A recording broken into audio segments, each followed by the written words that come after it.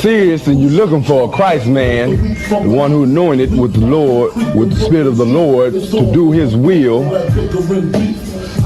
I'm that nigga.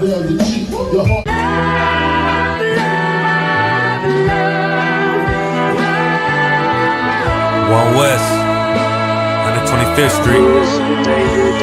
Look, y'all put your faith in presidents like they gon' change this country.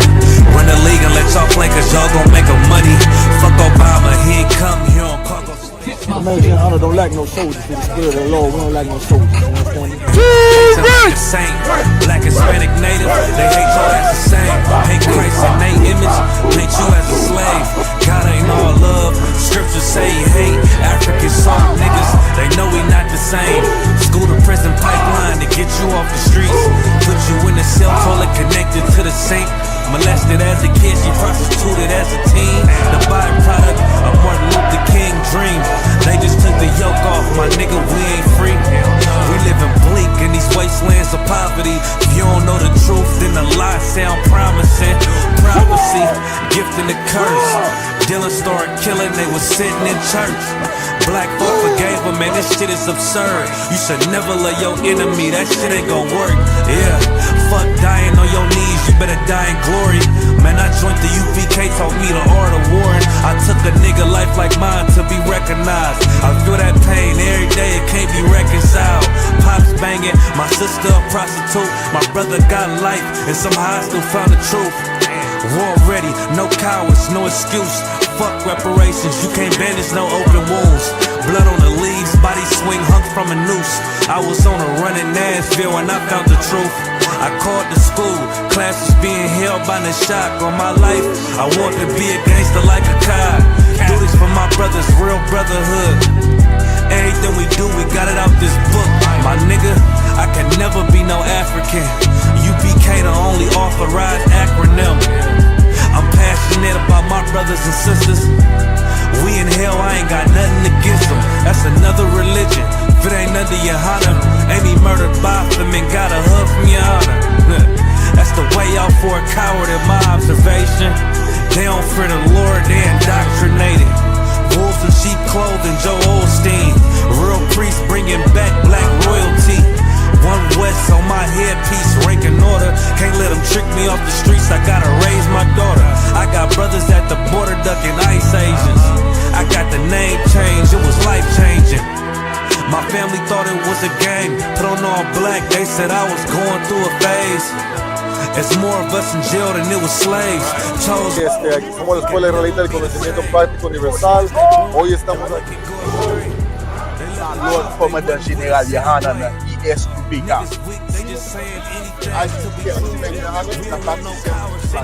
This is what Commander General YAHANNA This is what he did. First camp, I cut off all my dreads. I took an oath when that oil hit my head. Niggas capping like they lids. I'm a priest, I never stick no fork in no pig.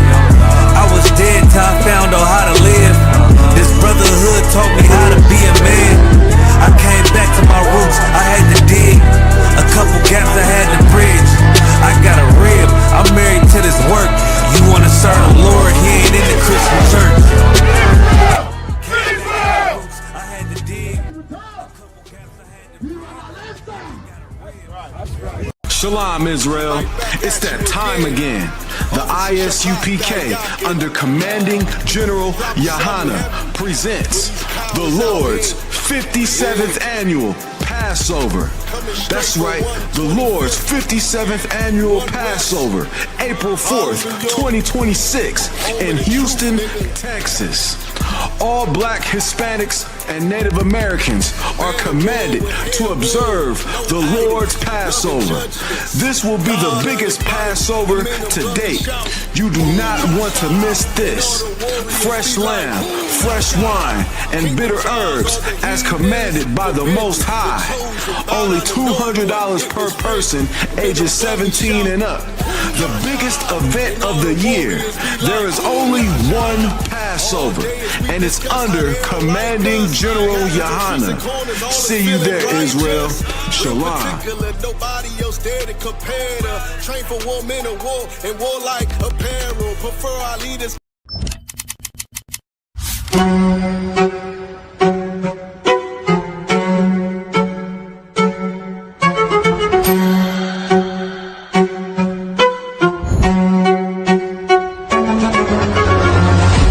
He parted the Red Sea, and an entire nation of Israel walked out of the slavery of slavery.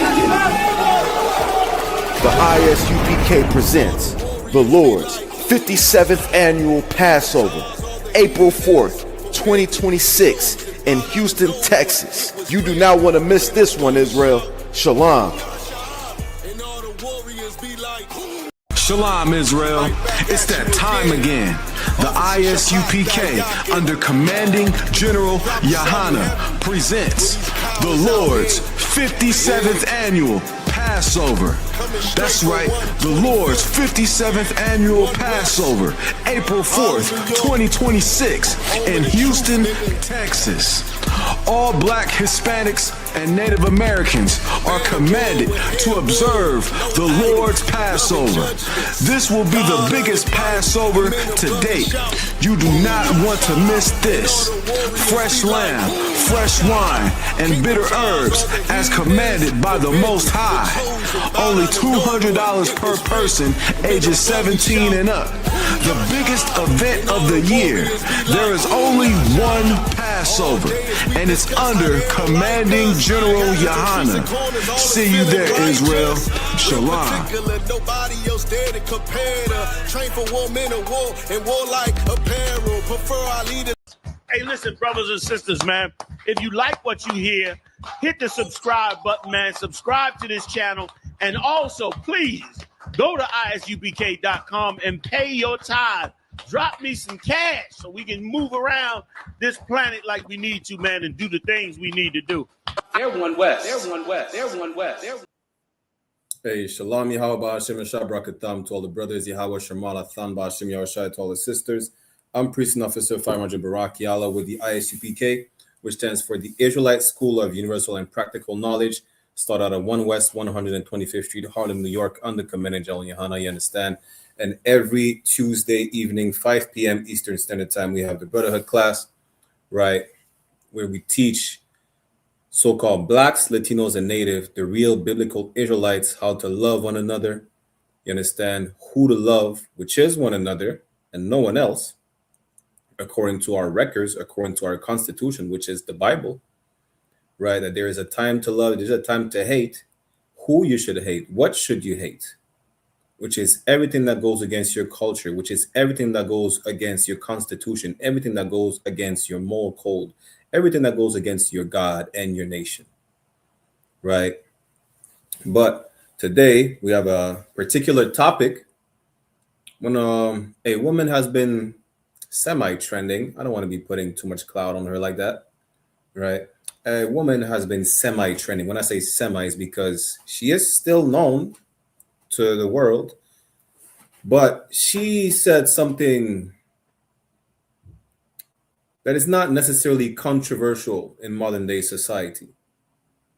And this is the topic of the class, right? We're going to pull up what she said, and we're going to break down how a lot of y'all women today wear a badge or claim a badge that they want to wear that says that they are Proverbs 31 women. They are virtuous women. They know their worth. They should get what, what this, listen, the man they should get should balance their worth or should be worth more than she does. And that is diabolical. We're going to find out that a lot of these women are delusional. One of them is the one that basically inspired this class. A lot of y'all may know her. A lot of y'all may not know her. For those who do, for those who don't, it's irrelevant.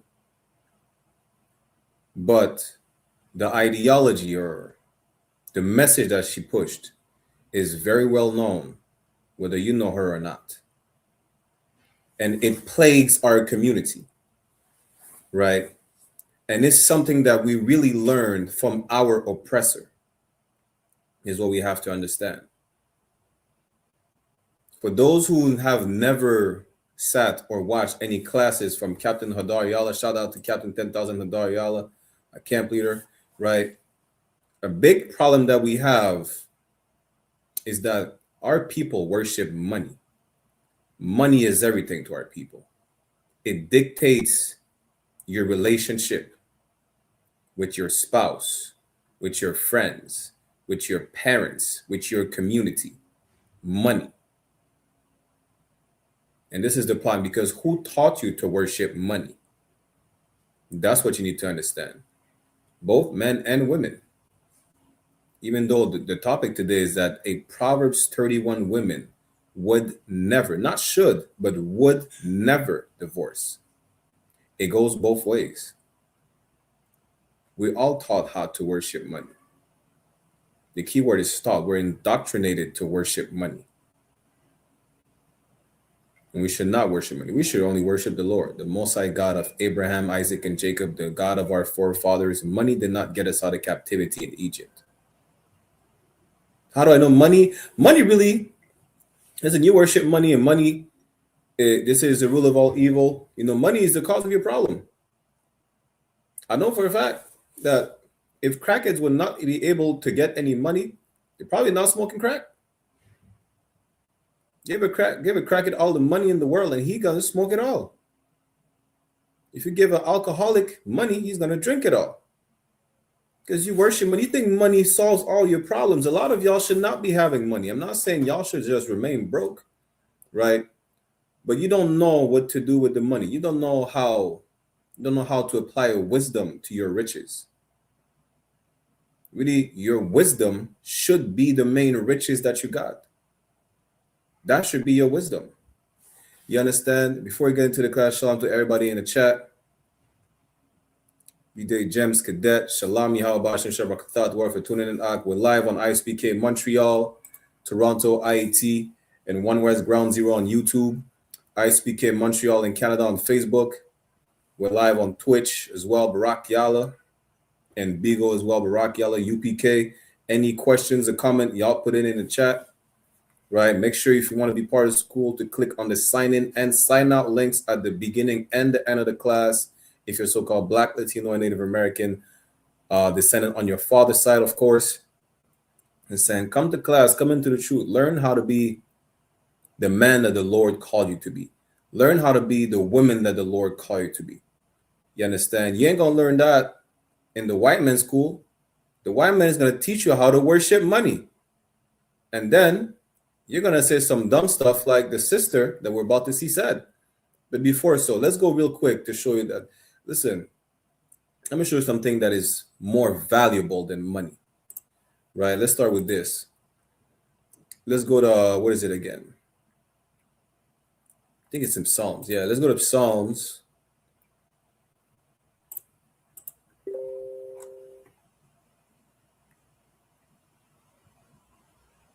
Let's go to Psalms chapter 19, start at verse 7. I'm going to share my screen again. Any questions or comments, put it in the chat. For those on Beagle who want to see the screen, y'all hop on the YouTube channel, whichever you like. Montreal, Toronto, IAT, One West Ground Zero. The truth is going to be the same throughout the board when it comes from the I.S.U.P.K, the Israelite School of Universal and Practical Knowledge, under Command General YAHANNA, and nowhere else. This is the book of Psalms, chapter 19, verse 7. The law of the Lord is perfect.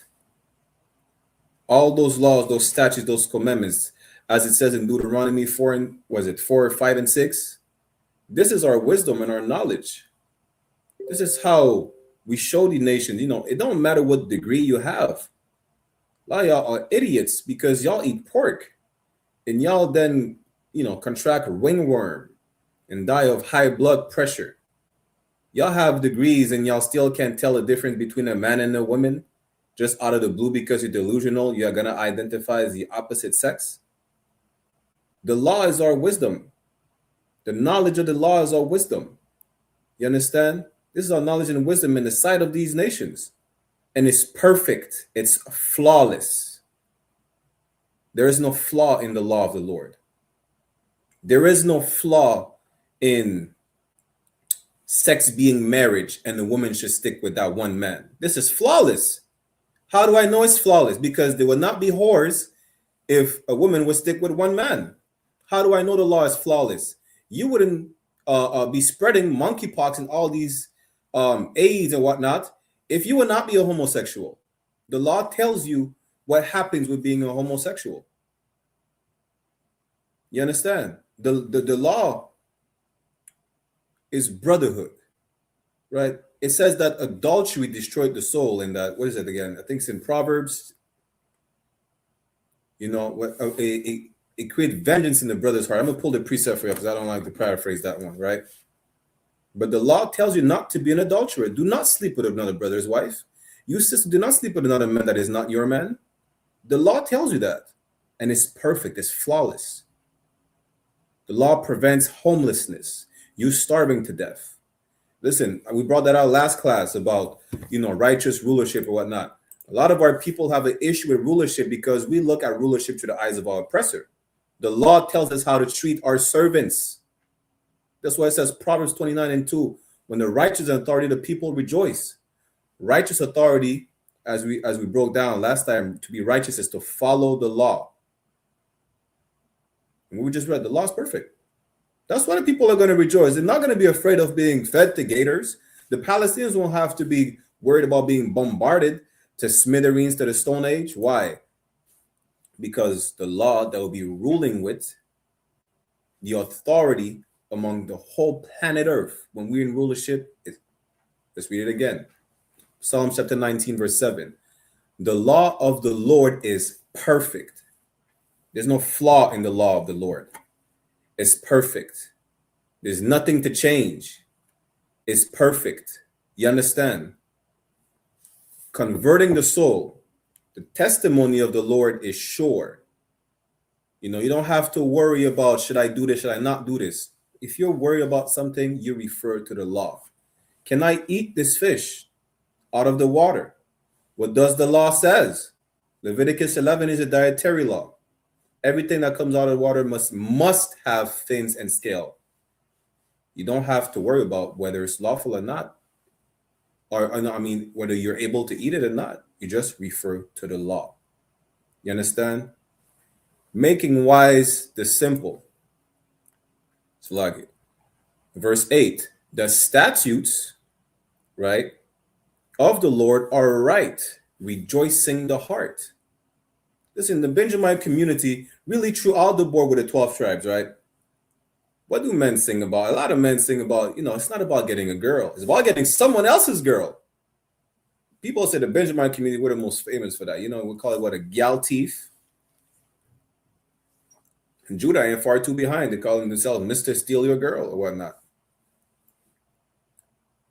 It is much rejoice to the heart, to the spirit, knowing that there is no Mr. Steal Your Girl in Israel.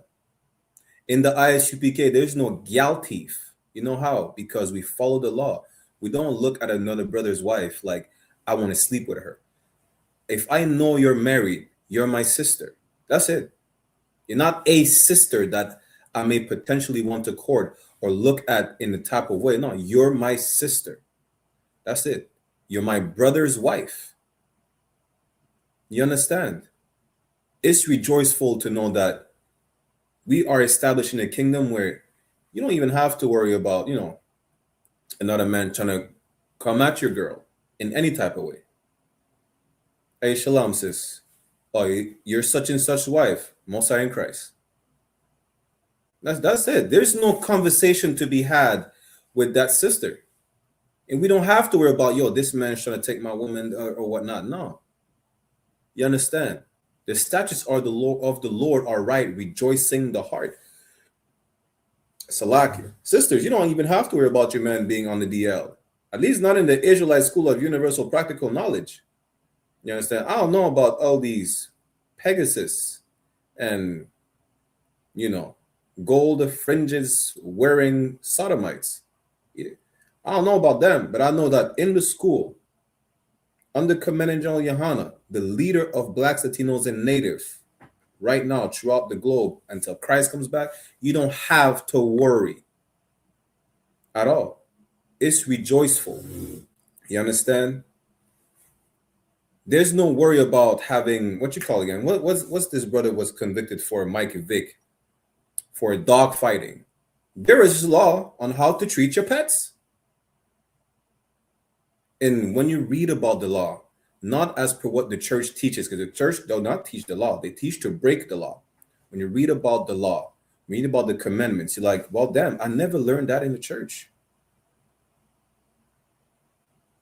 And it really brings joy to your heart. It brings joy to your spirit when you learn about the law, when you learn about brotherhood. You understand? Counsel, not to shame a brother, not to shame a sister, to be a father to the fatherless, right? It brings joy to the heart. And that's the law. Let's keep reading. Hey, Shalom says, Yahweh Shema Ba'ashem Yahweh Shai. The commandments of the Lord is pure, enlighten the eyes. Meaning what? Listen, there is no darkness. It's not tainted. Again, we just read it earlier, verse 7. The law, the statutes, the commandments, they're flawless. They will never fail you. You understand? And don't think we're straying away from the topic. Before we get to the main specific topic of the class, the problem is that we're worshiping money. What I'm giving you right now is the context of what I'm showing you that is worth more than what you deem to be your riches. You understand? Psalms chapter 19, verse 9. The fear of the Lord is clean. What is the fear of the Lord? Is to follow the law. Is that if I don't follow the law, if I eat pork, I might die. That's the fear of the Lord. You understand? If I worship a rock, I might die. That's the fear of the Lord. If I go ahead and worship any other God than the God of Abraham, Isaac, and Jacob and prostrate to a rock, I might die. That's the fear of the Lord. You understand? The fear of the Lord which is only one God and no other on the planet, right? Is that, imagine, okay, you see the judgments, that's what you fear when you break the law. You know, it's not about, you know what, something might happen, something might not happen. Listen, what happened when you disobey your parents? You worry that you're going to get punished. That's the fear of the Lord. Worry that you're going to worry so much that you're going to get punished that you're not going to disobey your parent. Worry so much that you're going to get punished by our Father which is in heaven, Abanawa, that you are not going to eat pork. You are not going to go to church. You are not going to, smoke a blunt or smoke anything. It don't matter if it's weed, cigarettes, or crack. It's all the same. You're not going to break the law due to the fear of the Lord. Shalom, I.S.U.P.K, United Kingdom, Yahweh Shem Shabrakatha. The wife for tuning in, I don't want. You understand? Enduring forever. Listen, to you Christians that the law is done away with, forever is not done away with. It's perpetual, without ending. You understand? The judgments of the Lord are true and righteous altogether. Just like when you punish your kid, you don't just punish your kid for no reason. The punishment is warranted. Why? Because they disobeyed. You said, don't play with a socket. You're going to hurt yourself. Now that you hurt yourself, guess what? You sit in the chair. You don't touch nothing. You want to touch something? Touch the wall. Don't touch nothing else.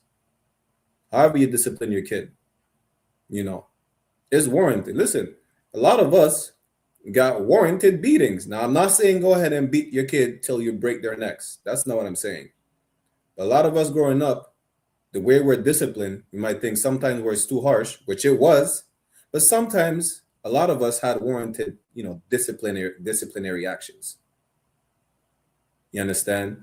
We're told not to, listen, we're told to not follow after the crowd that commit crime, and you go and steal a bike, you end up in juvenile center. And then, you want to complain to your parents that you can't play Xbox for a year or two. That's warranted. That's probably not even enough, but that's warranted. You understand? those judgments are true and righteous. The Lord said, don't sleep with heathens, right? You go ahead. Who slept with a heathen? The Lord said, don't sleep with heathens. And what happened? Who's the slept with a heathen? The rapper Hobson. He slept with a white girl. Guess what happened with the rapper Hobson? He has a kid in Australia. He can't see his kids. The white girl said Hobson beat the hell out of her, which was a lie. I think he's banned from Australia. He can't see his kid. But guess what? The Lord told you don't sleep with that white woman. He didn't listen. You understand? A lot of y'all feel lonely and go sleep with the heathens, end up going to Africa, right? And end up in a soup bowl being sold on the bushmeat market as exotic bushmeat that they've never seen before, or that they have never seen, they didn't see in 400 or 500 years. Just listen to the Lord. If you obey your parents, you don't have to worry about getting punished. If you obey to the Lord, you don't have to worry about the judgments that comes with breaking the law, because you're not breaking the law. You understand? Let's keep reading. This is where we get to the part of what is more valuable than what you deem to be riches today in this day and age. Verse 10, Psalm chapter 19, verse 10. More to be desired are they than gold. What is to be more desired than gold? We just read it. The law, which is our knowledge and understanding, our wisdom, the statutes, the commandments. You understand? This is more desired than gold. How do I know? Because Diddy is a sodomite. Diddy is a so-called high-valued man in today's standards. He's a millionaire. Is he a billionaire? I don't know. I don't care. All I know is that he don't follow the law. And now he's in jail for being a freak. It's a lie. Understanding the law, the statutes, and commandments is more desired than gold. Right? Yea, than much fine gold, than the finest gold on the planet, than the purest form of gold. That's how valuable the law is. The statutes, the commandments, that's how valuable they are. Sweeter also than honey and the honeycomb. For those who don't know, listen, honey, even today, honey is not cheap today, right? But honey is something so precious because honey is a food item that never goes bad. What did we just read? The law endures forever. Honey literally endures forever. You understand? But this is sweeter than honey. Honey has that sweetness that when you taste something that's being sweetened with honey and sweetened with white sugar, which I despise, right? Yeah. I prefer brown sugar, right? Sugar is like my woman. I prefer them with melanin, right? That's real sugar. That's not bad for your health. Brown sugar is the best. You understand? That's how you should like your woman. Melanated. And I don't mean Negro only. All blacks, Latinas, and Native, depending on their skin complexion, their hair texture, as long as they're of descending on their father's side of Negro and indigenous descent, regardless, is brown sugar. Straight out of it. Sugar cane. The point is this. You could taste a difference with something that's been sweetened with sugar and honey. Right? And just like honey never goes bad, the law will never go bad. This is what you need to understand. This is more valuable than gold. This is more valuable than what you deem as riches today. Let's see, going to go verse 11. Now, basically, it says to keep the law, right? But we'll start right here. So now that you understand what is more valuable than your riches of modern day society, because today, what is your riches? It's your money, it's your assets of monetary value. Now, don't get me wrong, money is not bad. Money is a defense, but it should not be the priority on how you should have standards of how you look at something and how you look at someone. For example, a car could be worth 40 grand. A car depreciates its value every year.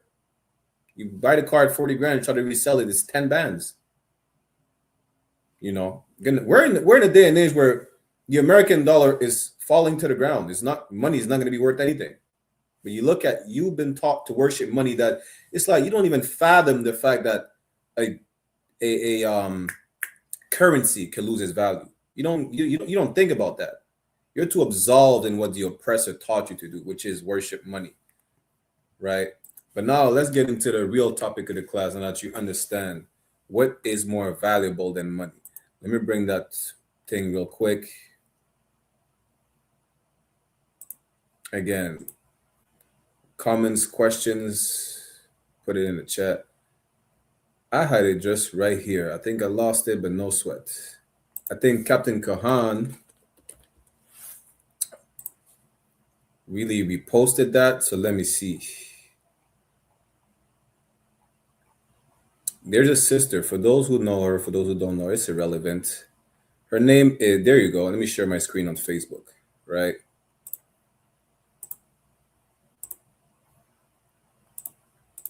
And then I'm gonna get to the comments in a minute. This is Vivica Fox. She don't look nothing like she used to. I wonder why. There's a precept to that too, Salapia. But Vivica Fox said she ended her marriage because her husband earned less than she did.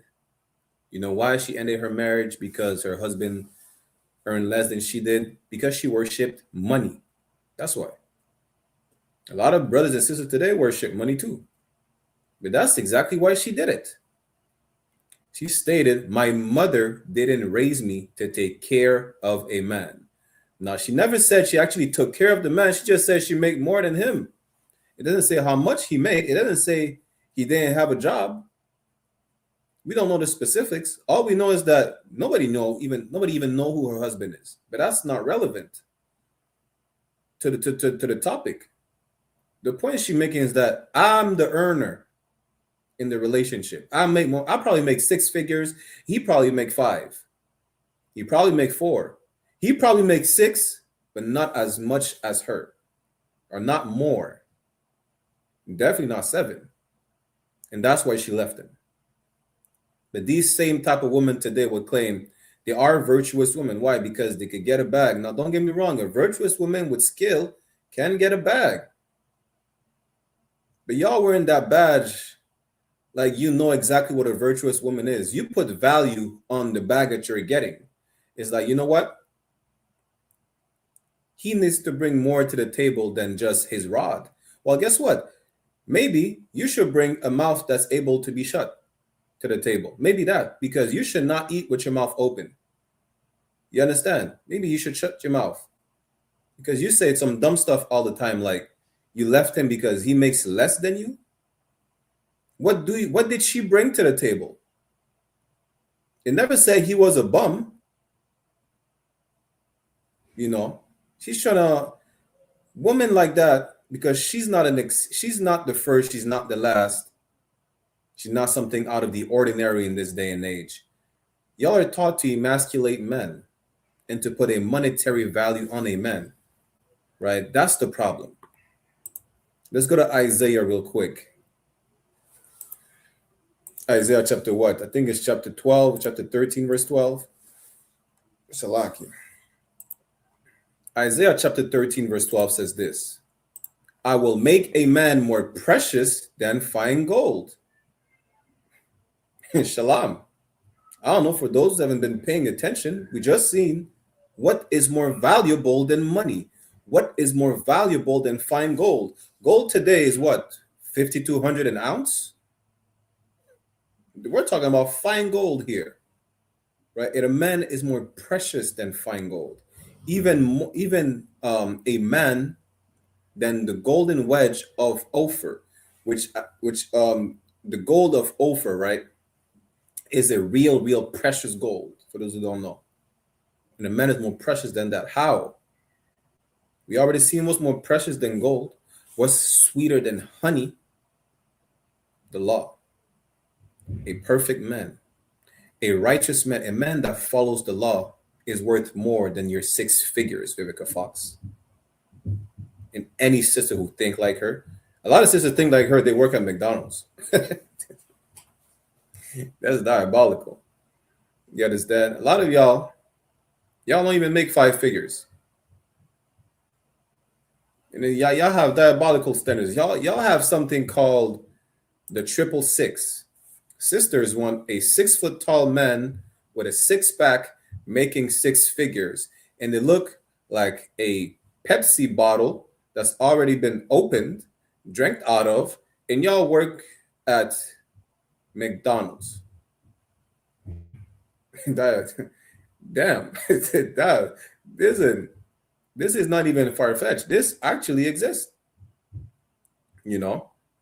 And on top of that, a lot of y'all on welfare.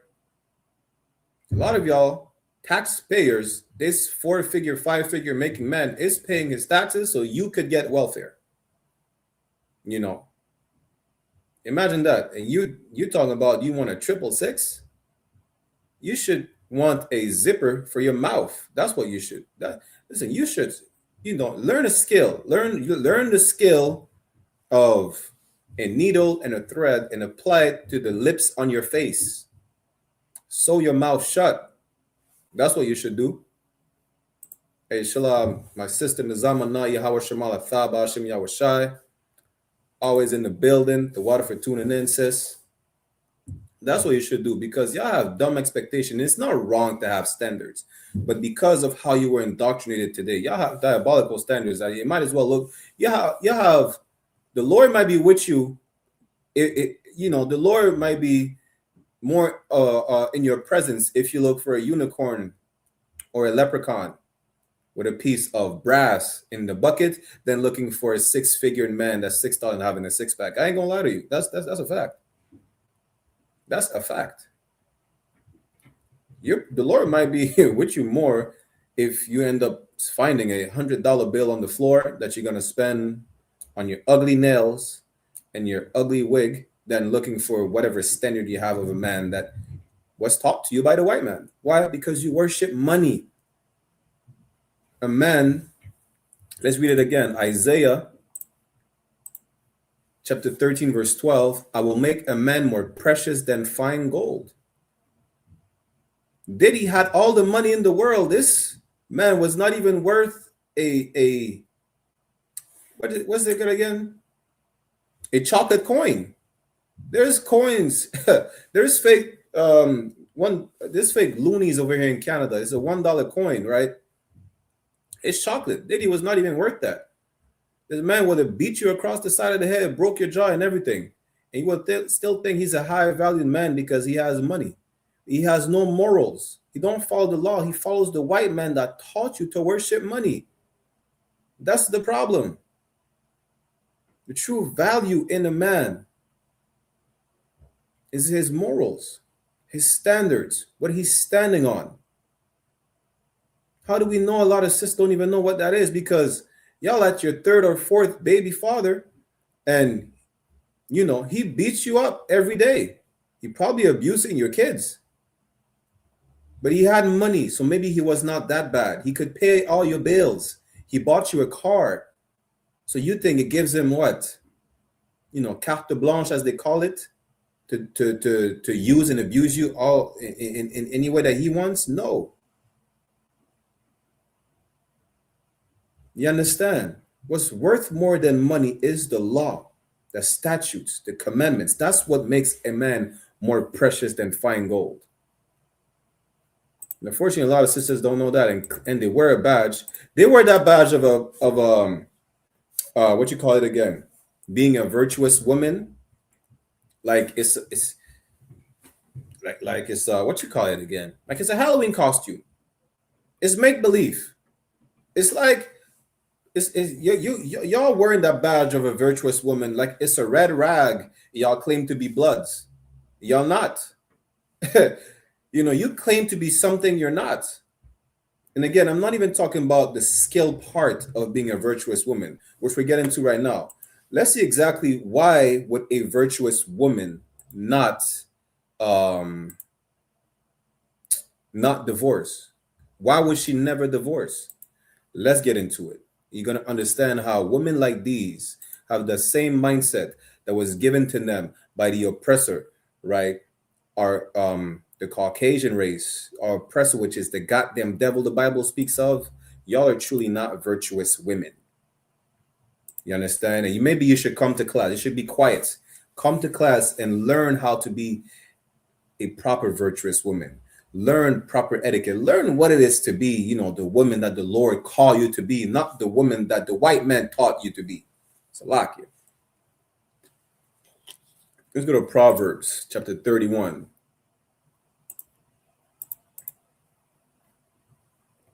Proverbs chapter 31. Let's go at verse 10. Proverbs chapter 31, verse 10. Who can find a virtuous woman? Listen, it's so rare. We're going to see how rare a virtuous woman is. And we're going to see why. Because a lot of women have skills, but they don't have... Listen, ask Umar Johnson about the skills his women has. And this is not the skill that you would want to look for in a woman when you're courting her. That's the skill that's... Listen, yeah, a prostitute has those skills. Salakia. If you get what I'm saying, I pray you understand. But who can find a virtuous woman? A woman that is skilled, as described on down to verse, 30 or something like that? Who can find a virtuous woman? Because it's so rare, it's so uncommon, especially in this day and age. For her price is far above rubies. If you have that woman, or those women, because multiple wives is not unlawful. You understand? It's priceless to have that. It's priceless to have a woman by your side that is described like a Proverbs 31 woman. You know? It's like you can't fathom. It's like, damn. Imagine finding a ruby. Listen, a lot of y'all would find a ruby and y'all worship money so much, y'all would go sell it. But imagine finding something so rare, you just keep it to yourself. It's for no one's eyes to look at, to see, to touch, to smell, to even think about. That's that virtuous woman. You know, she's so rare, she's so uncommon. It's like, damn, that's the unicorn. Damn near a unicorn that you got, you know. Let's keep reading. Verse 11. The heart of her husband doth safely trust in her. That's strike one. That man, Vivica Fox's husband, clearly could not trust in her. She left the moment he has $1 less than she made in her bank account. She made $10 extra on her paycheck and she left. You can't trust in a woman like that. Listen, especially in the hell that we're in, you could get a black man being oppressed. You know, you get fired. You probably will not get a job probably for the next year and a half or so. And then she looks at she's demeaning you. She's emasculating you. She's nagging you. Damn, Vivica Fox just left. She's leaving you. If you're a woman that cannot be trusted, already there, how can you be a Proverbs 31 woman? You can't be trusted. Your husband don't trust you, not because he has trust issues, but because he can't trust you based off of your actions. Vivica Fox is a perfect example where she would not have been able to be trusted based off of her actions. She left. Women like that, listen, sisters say that all the time. You know, I run the house because I have money. Wait, what? Who even gives you the money for you to say that? The white man runs you at this point because he's the one giving the money. He's the one who has more money than you. What are you talking about? Are you dumb? Salakia. You know? The heart of her husband does safely trust in her, so that he shall have no need of spoil. You see what happened? You know, in the world, what happens is that a lot of brothers, you know, what is it again? I think it's in First Ezra, chapter 4.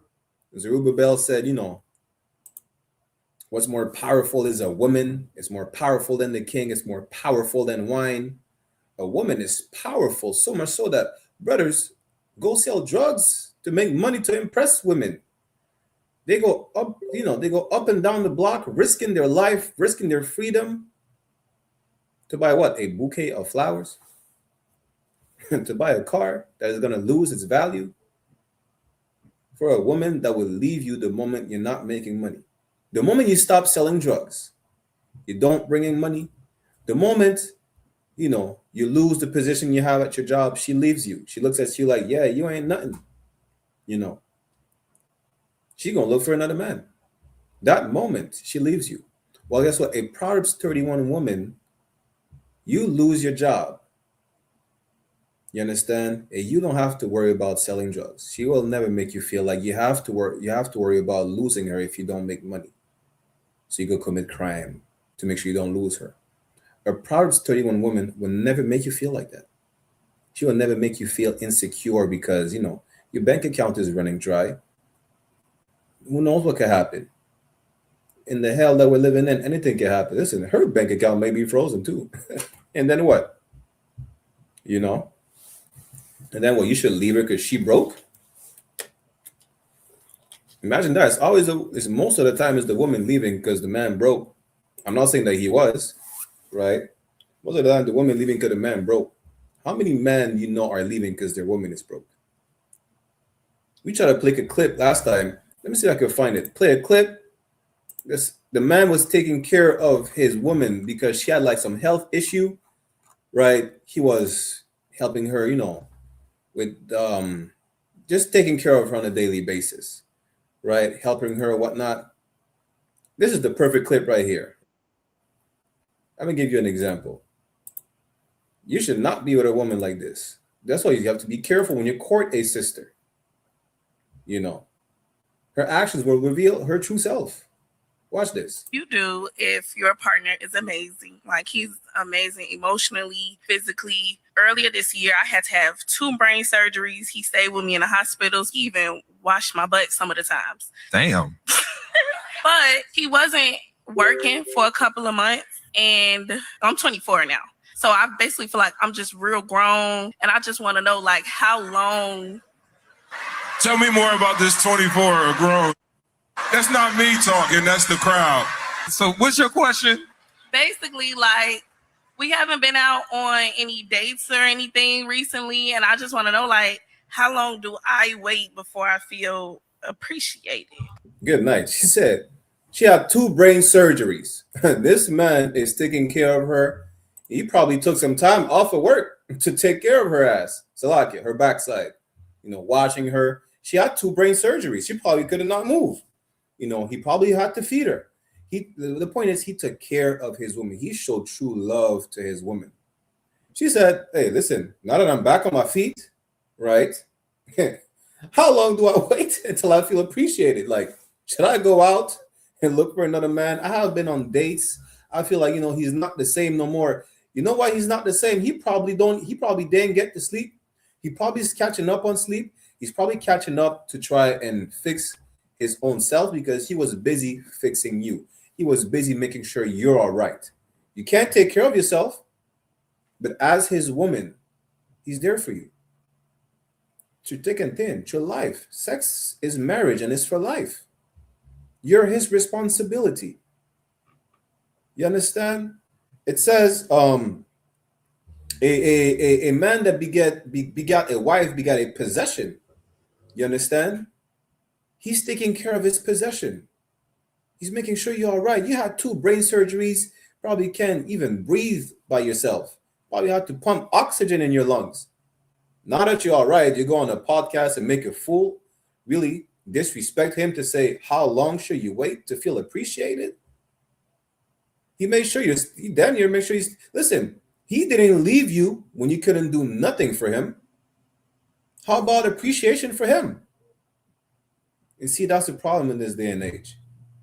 You haven't been on dates? The man was taking care of you after your after 2 brain surgeries, not 1, 2. You probably were a vegetable. And he didn't leave you listen, even though he could get another wife, right? It sounds like he was staying with you and you only. and you still have not feeling appreciated? Now that you're up and running, up and walking, up and thinking straight. I don't want to say thinking straight, up and thinking to a certain extent, right? Or barely thinking. See, that's why I say you should learn this. If you want to be a Proverbs 31 woman, that sister, to be a Proverbs 31 woman, should learn the skill of a thread and a needle and apply it to the lips on her face and be quiet. What does it say? Ecclesiasticus 24, is it 26 and 14? You're cute on mute. That's what it says. Because how you don't feel appreciated, he's taking care of you when you can't walk, you can't talk, you can't feed yourself. He literally had to wash you. And I say, you want to feel appreciated? So now you want to know how, you basically saying, how long should I wait before I leave him? That's what you're saying. Let's go back to Proverbs 31 and 11. Proverbs chapter 31, verse 11.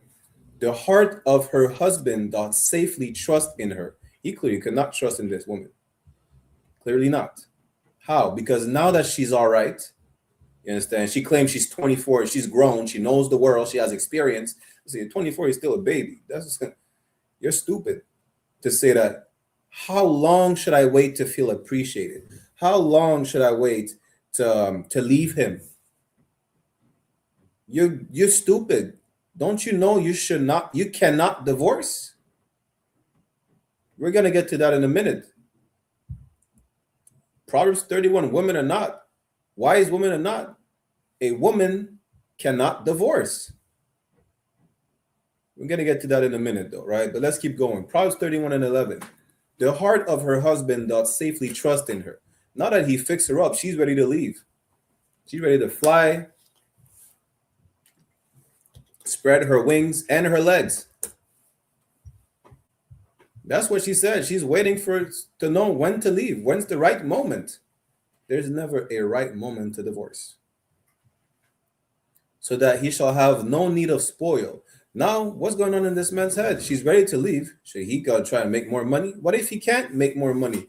Should he have to worry about committing a crime? See, this is the problem. A lot of y'all create these criminals, you know. And I don't want to put the blame so much so on the women, because both men and women were destroyed because why? We disobey the law. We disobey the commandments. We adopt the ways of our oppressor. This is how our women learn to be selfish dragons like that. Our women learn to be selfish and worship money because they look at white women. Our brothers worship money in our sexual deviance because they observe the ways of white men. That's why. That's how. Without the influence of any heathens, we wouldn't have to worry about that. But this is why these classes are so important, because y'all were programmed to think in a way where you should not think. So we then have to reprogram you to think the right way, as opposed to stray away from the right path.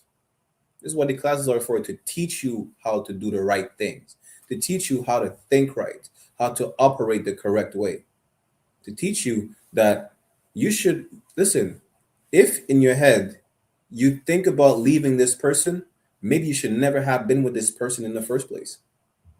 Like, how does that make sense? You're not here to build a connection just to break it apart. You don't build a bridge just to burn it. How does that make sense? You understand? Let's read it one more time.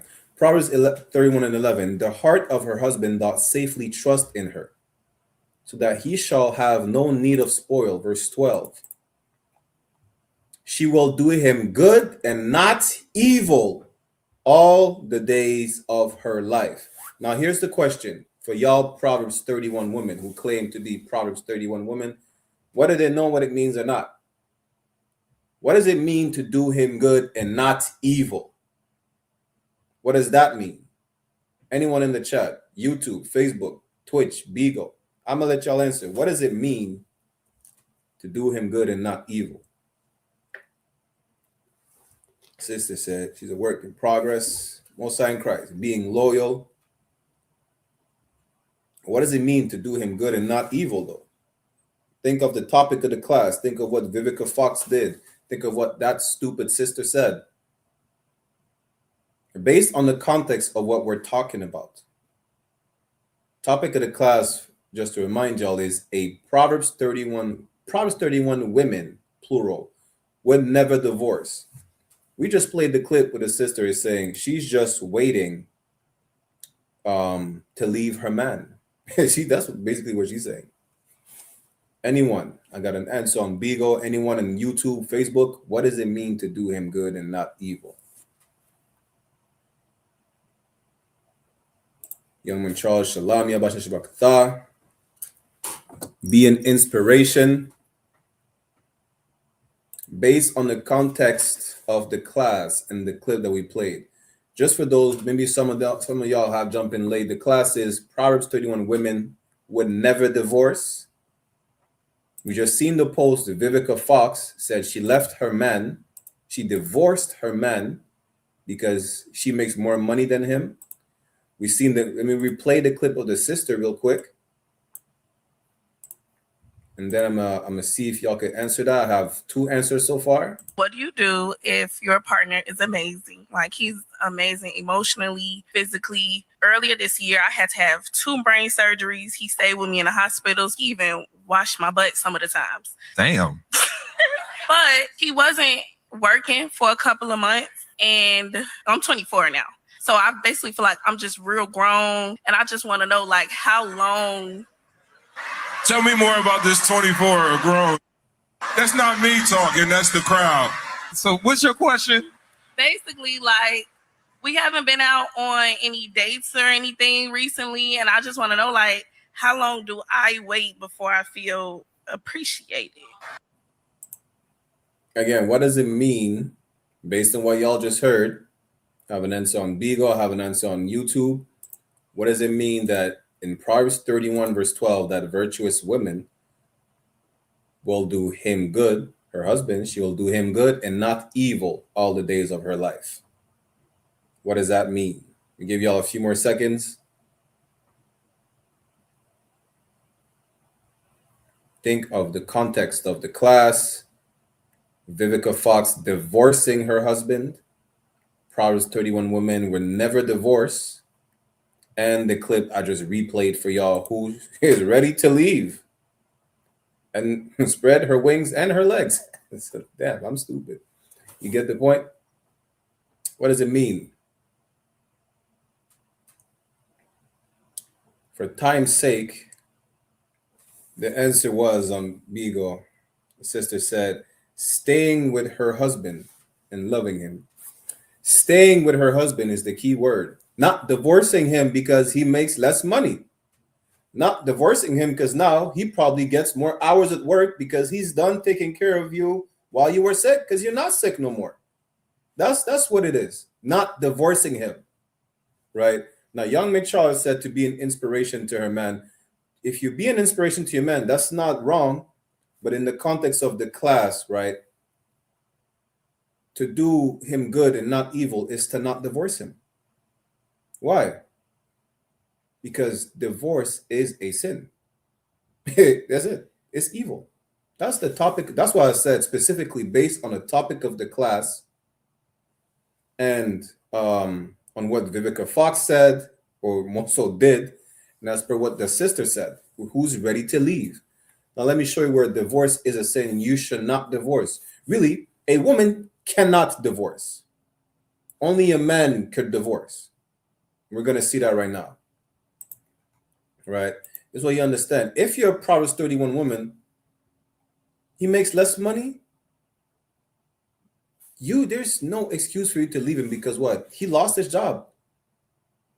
Black men, Hispanic men, Native men lose their job every day in this white man's kingdom. What are you talking about?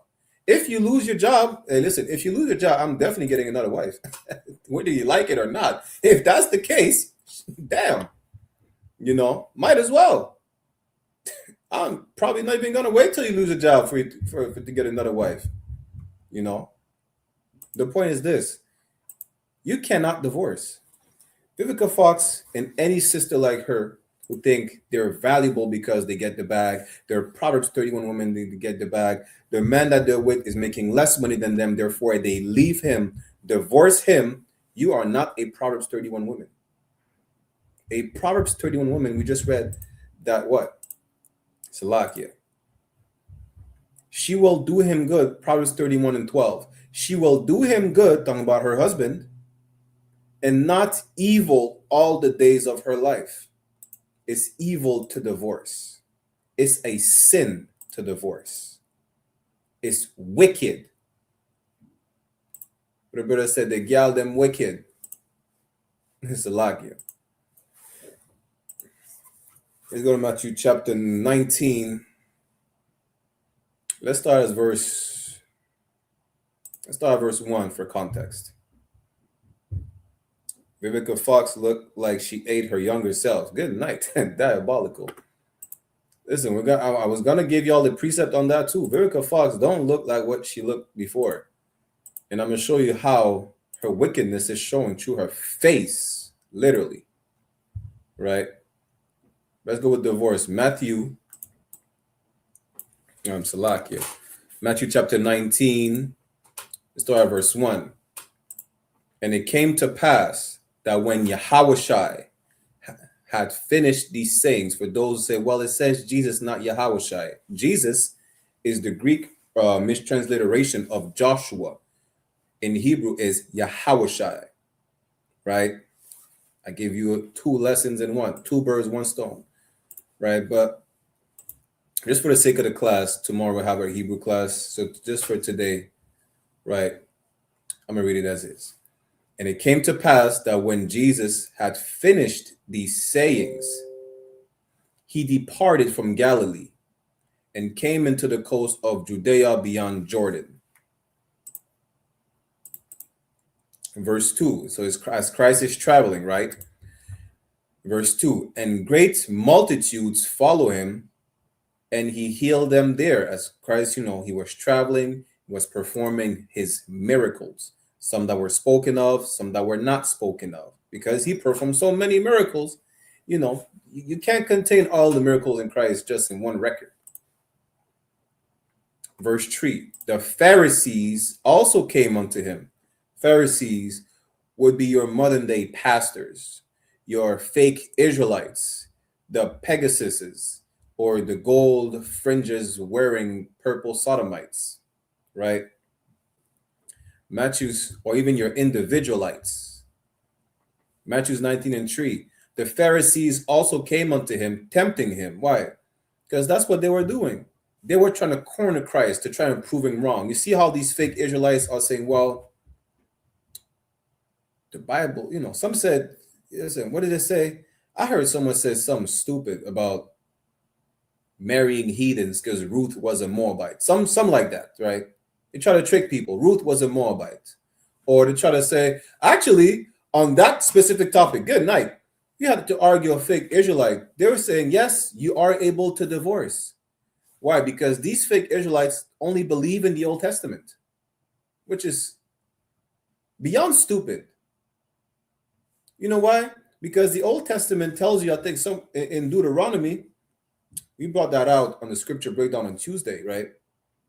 That, let's see if I could bring it out. What's that precept again? Bear with me 1 second. This is crazy because it's on the topic too, because a fake Israelite was trying to say, yes, you can divorce based on the Old Testament, which we're about to read if you truly can or not. But that's for all you Old Testament lunatics, right? Bear with me 1 second. I'm gonna find it for y'all.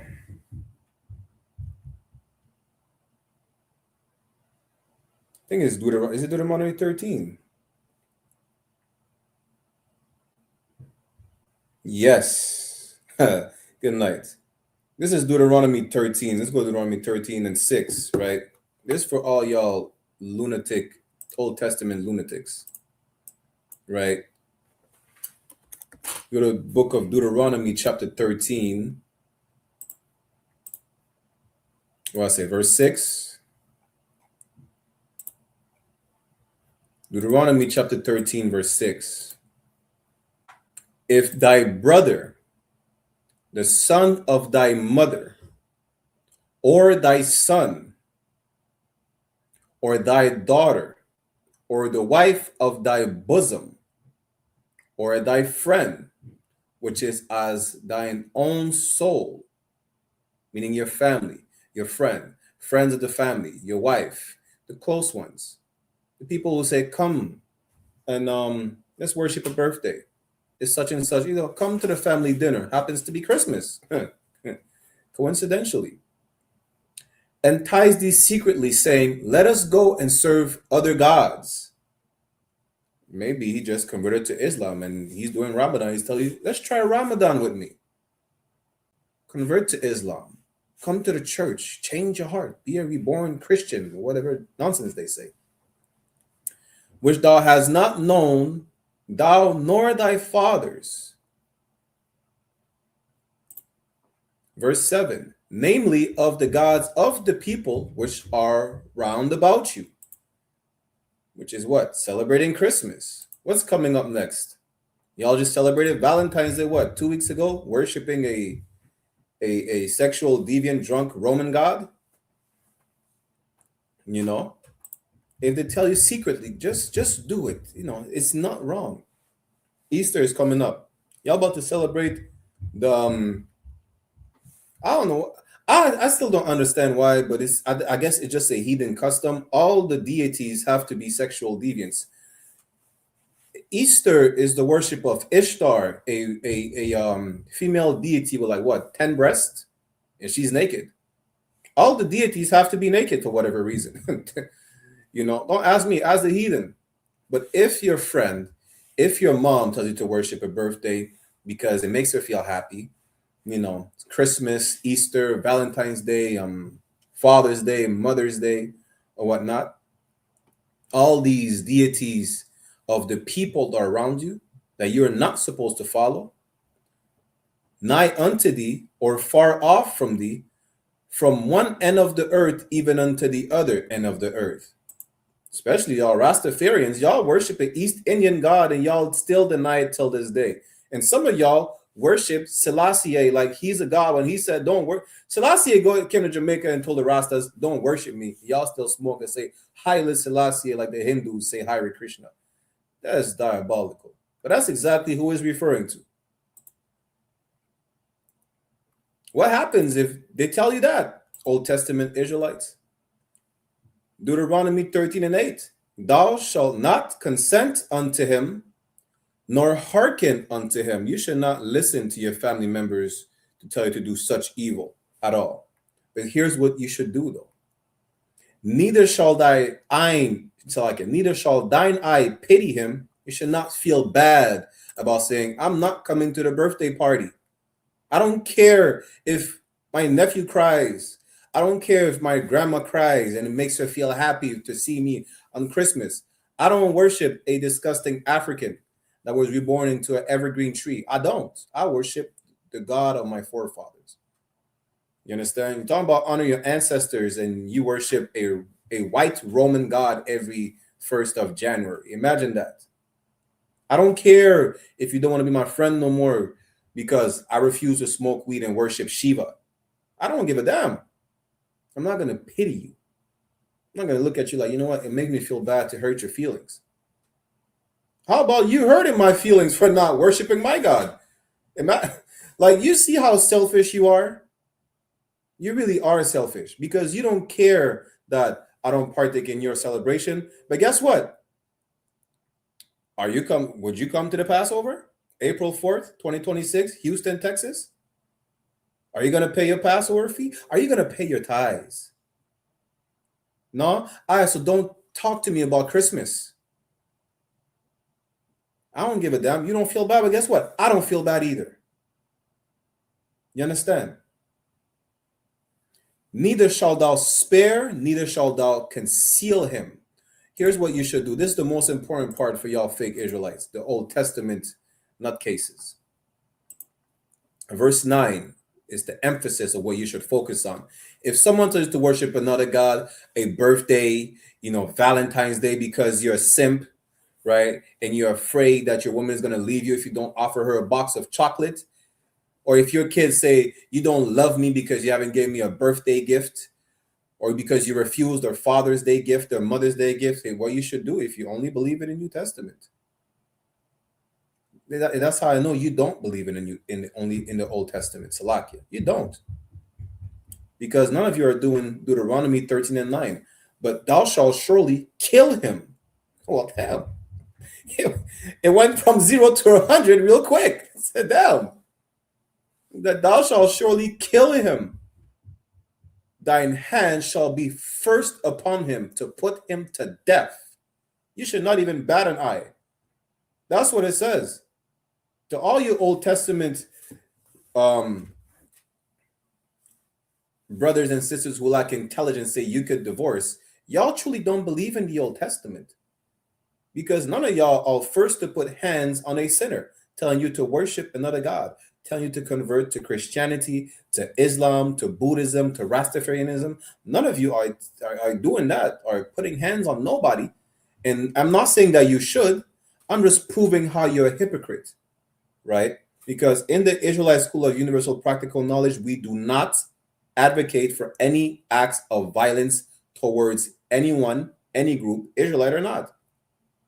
But this is just to show the hypocrisy of you Old Testament only followers. You understand? But thou shalt surely kill him, thine hand shall be first upon him to put him to death, and afterwards the hand of all the people. Y'all ain't doing that. None of y'all are doing that. You know, the point is this. A lot of you Old Testament fake Israelites with fringes, looking like dresses, you know, peggers or whatnot. Y'all the Pharisees that would have came to challenge Christ during his time. So let's go back to Matthew chapter 19, verse 3. Matthew chapter 19, verse 3. The Pharisees also came unto him, tempting him, and saying unto him, is it lawful for a man to put away his wife for every cause? They were saying, can a man just throw away his wife because she tried to stab him in his sleep because, she's throwing a fit? Can he leave his wife because she can't cook? Can he leave his wife because, I don't know, she got fat and she's not losing the weight she gained? Or maybe you like big women and she lost the weight and she won't gain it back. I don't know. I don't care. The point is, can you leave your wife for any reason? That's what the Pharisees was asking Christ. And again, they're tempting him, meaning they're trying to test him. They're trying to trick him, really. It's a tricky question. That's what they thought it was, right? Salaki. Matthew chapter 19, verse 4. And he answered and said unto them, when you see it's written in red, that's Christ's word. He's telling the Pharisees this, have ye not read that he which made them at the beginning made them male and female? Christ is, for especially those, who say, you have to follow the New Testament only. During the time of the New Testament, during Christ's time, during the apostles, disciples, they all referred to the Old Testament. You can't say the Old Testament is too old. If the Old Testament is too old, then maybe they should not have referred to it. Because everything that you quote from Christ that he's quoting from the Old Testament. Paul was quoting from the Old Testament. Romans 9:13, Jacob, I love Jacob and hate Esau, is from the Old Testament. You understand? So now he's referring to Genesis. Verse 5, and said, for this cause shall a man leave father and mother, and shall cleave to his wife, and it shall twain be one flesh. Christ is telling you, a man and woman, when they're together, they're one body, they're one flesh. Not literally, Christians, because I know the Christians do not understand the Bible. They take everything in a literal form of everything, which is stupid, because this is not a Dragon Ball Z fusion. You understand? You don't become a mutant fusing physically with your wife and vice versa. Right? That's not happening nowhere. Where's the proof? If you're the body of Christ, are you Christ's physical arm, finger, eyes, ears, nose? We say we're one body. Are we all sharing the same body? Just because I took a sip of water, that means you took a sip of water? See, this is the problem. You understand context outside the Bible, but you can't understand context inside the Bible. Context is context, regardless of the writings, regardless of the records. Context is always important to understand what it's talking about. It's talking about being on the same accord, being one together. You understand? It said, me and my wife were one, right? Or my wives. You understand? As a nation, we're one. We're of one mind. We're on one wavelength. It's not hard to understand, right?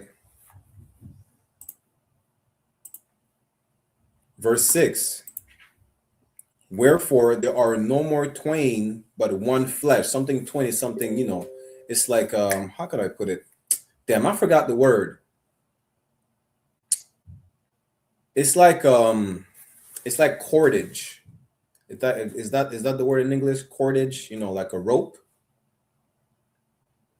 I think that's the word. Let me see. Because then I'm gonna be cussed out like, damn, you're using you're mispronouncing words again. Bear me 1 second. I do not give a damn about the white man's language. That's why. So something. Imagine cordage. When it's tied together like a braid and it's twained together, right? Twain is an archaic word or an archaic term for two. But they're not two no more. They are one. They're one flesh. You understand? Put it like that, right? So they're not two no more. They're not two different people. They're on the same wavelength. They're one. They're on one accord. They're under the same roof. It's one family. They call it, is it the nuclear family? There's a specific term for that. I forgot. The point is they're one. They're not two that could be separated. They're one flesh. What therefore God had joined together, let no man put asunder, which is another term, right? Meaning they cannot be separated no more. So when they ask, can a man leave his woman? Now, for those who have been paying attention, how does that pertain to the class? Can a man leave his woman? Remember, what's the topic of the class? Right, for those who've been paying attention, let me see if y'all been paying attention. How does that pertain to the class? Can a man leave his woman?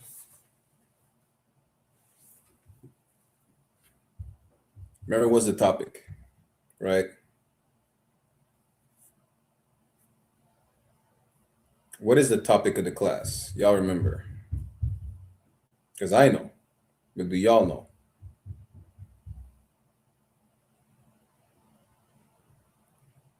Proverbs 31 women would never divorce.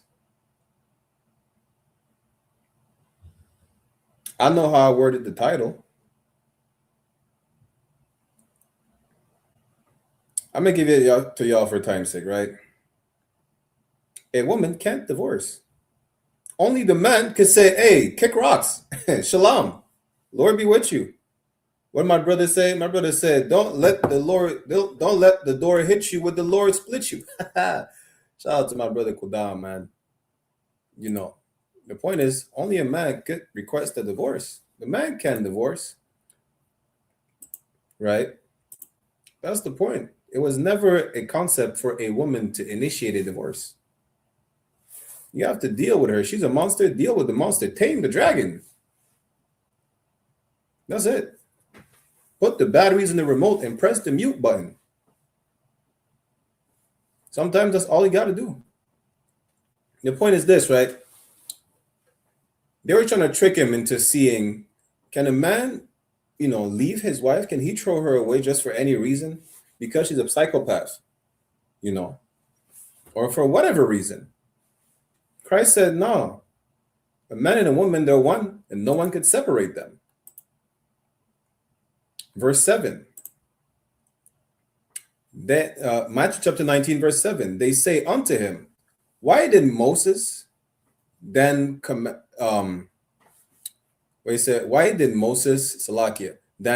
to give a writing of divorcement and to put her away? That's how they try to trick him. right? Why did Moses say, yeah, go ahead? She's crazy. Leave her. Just write on the paper, you're not together no more. Leave her, right? She don't know how to cook. She was big. She lost her weight. She can't gain it back. She never had weight. She gained weight. She can't lose it. Just leave her. The fact, it's not like we never knew our records. This is the time we're in Roman captivity. Under the Romans, we still refer to when the records of Leviticus, of Exodus, of Deuteronomy, of Numbers. That's where Moses is mentioned. You understand?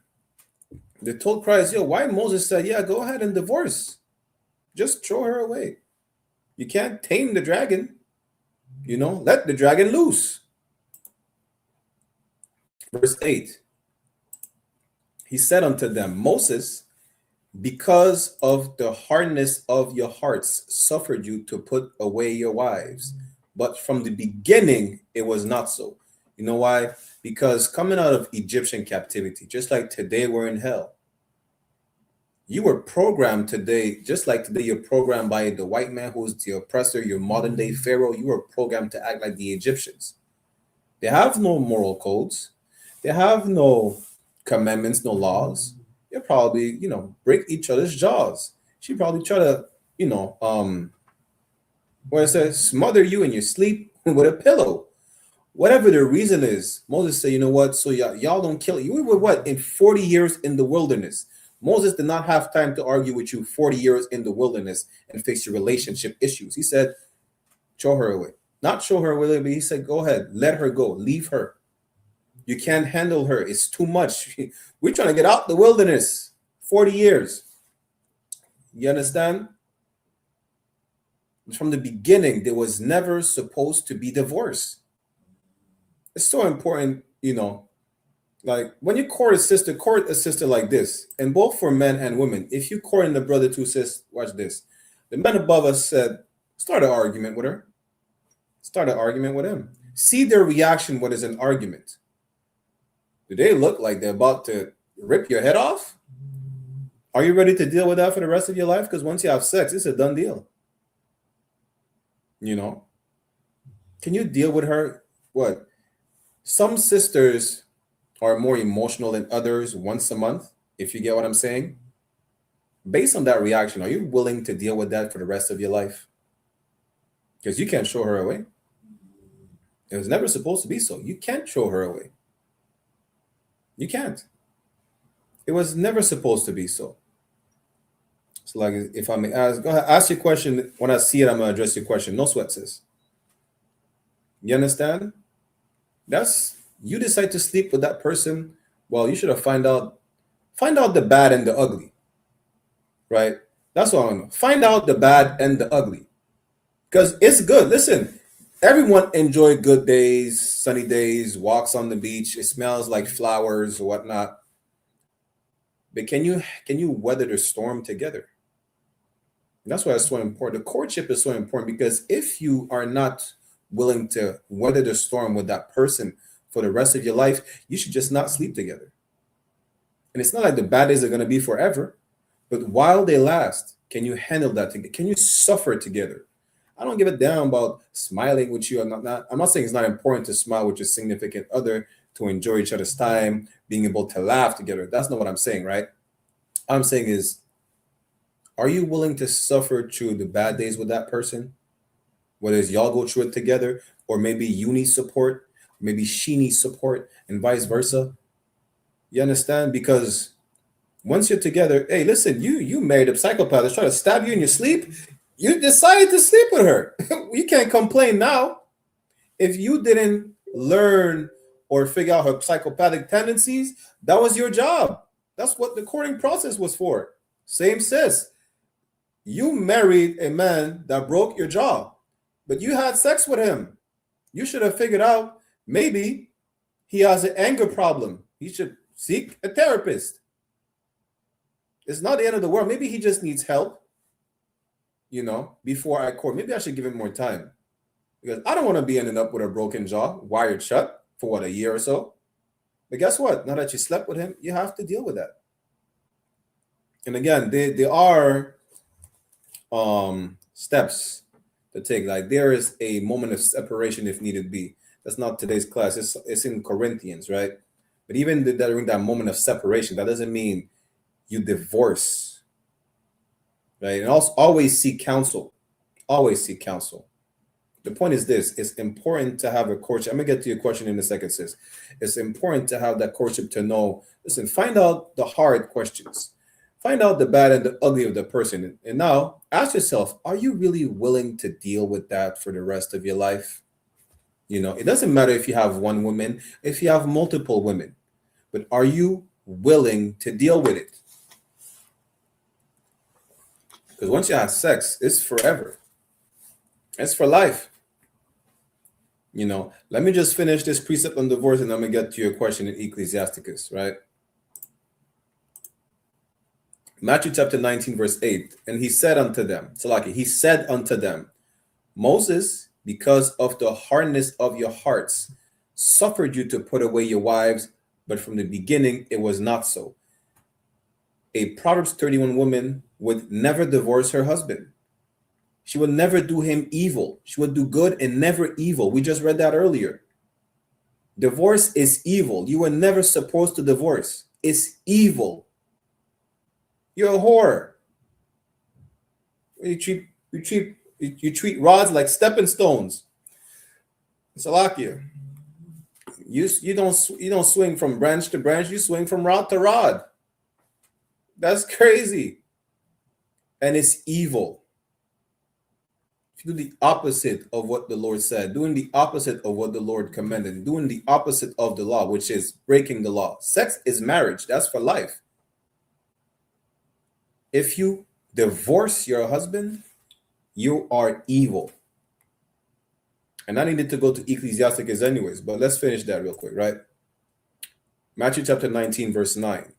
And I say unto you, whosoever shall put away his wife, Christ is addressing the divorce part now, right?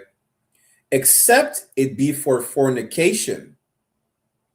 This is the only reason valid for divorce, that your wife commits an act of fornication, which is unlawful sex, whether she, she does, whether she's what you call it again, a lesbian, right, or bestiality, or she commits an adultery, she goes sleep with another man. If she commits an act of fornication, which is unlawful sex, right, then this is the only reason for you to let her go. Tell her shalom. Kick rocks. If you want to leave, bitch, bless your heart. That's the only reason, right? And shall marry another. This scripture is twofold because it's not only talking about divorce, it's addressing forceful monogamy that we are forced to adopt today. Because if you don't love her no more, and you want to marry another wife because she's probably more pretty, she has the weight that the first one lost and won't gain back, or she has the shape that the one lost, and whatever she has that the other one don't have, right? If you divorce a woman just to get another one, you understand? You committed adultery. That's what Christ's saying. Why? Because now that you throw her away, which technically she's still married to you, unless in the moment she goes have sex with someone else, she commits adultery. But you had her commit adultery by throwing her away to the wolves. I don't like saying the wolves because I'm a Benjamite. You threw her away to the what's the word again? Shawonya. What's the Shawonya in English? To the scavengers. That's what it is. You threw her away to the scavengers. You understand? And now she committed adultery. Whoever slept with her committed adultery because that was your wife. And therefore you committed adultery. Then call it adultery by association at this point. You understand? And whoso married her, which is put away, thou commit adultery. You see a love triangle? That's an adulterous triangle. That's what it is. There's no reason. Listen, she tried to stab you in your sleep. Maybe tame her. Tear it up. Oh, good night. Maybe, You need to beat it. Let me not say that, because if you're not a Benjamite, you're not going to understand. Maybe you need to render her due benevolence according to the marriage, right? Do your marital duty. That's what you need to do. Do it properly. Maybe she won't try to stab you in your sleep. You understand? Let me say it like that. Satisfy her. Maybe she needs more satisfaction from you. That's what she needs. Maybe you need to tilt her ground and tend to her garden. That's Salakia. Maybe that's what it is. Just maybe. I don't know. She probably have an attitude because you need to tear more fire to her. Maybe that's what it is. Maybe sometimes she needs to get checked. She needs to learn the skill of a needle and a thread to her lips on her face. Tell her she's cute on mute. She's pretty when she's quiet. Tell her that. That's what she needs sometimes. And I'm not saying, sis, don't be talking, don't be conversating with your husband. A lot of y'all need to watch your mouth. You understand? A lot of y'all need to watch your mouth. That's what it is. And maybe you should think before sleeping with that person, that you won't be stuck with their bad and ugly ways for life. That's really the main part of it. Maybe that man should have vetted Vivica Fox a bit better, because now she divorced because he makes 10 bands and she makes what, 100? Who cares? It doesn't matter. But that's the point. You can't divorce. First of all, a woman, that's a white man told you initiate the divorce because black man ain't shit. Salakia. That's the white man who told you that. A white man told you money is more valuable than your man. Money does not protect you from a home invader. It doesn't. The rich people get. Damn, Kim Kardashian got robbed in Paris. She's rich. Money didn't protect her. Someone tried to break and enter Donald Trump resort on Mar-a-Lago, however you pronounce it. Imagine that. Of course they got dealt with. But even then, Trump is not safe with the money that he got. And you think because you make $100,000 a year, you're safe? You're not. You're just stupid. What is it? Let me bring these two precepts and let me get to your question, sis. They go to Ephesians. Is it 5?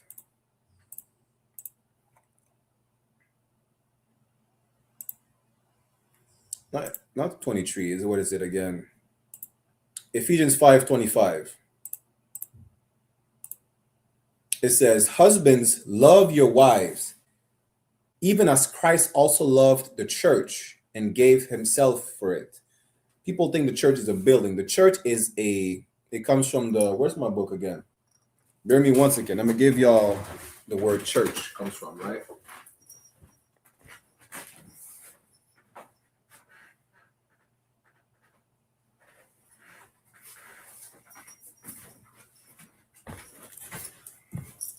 This is a Zondervan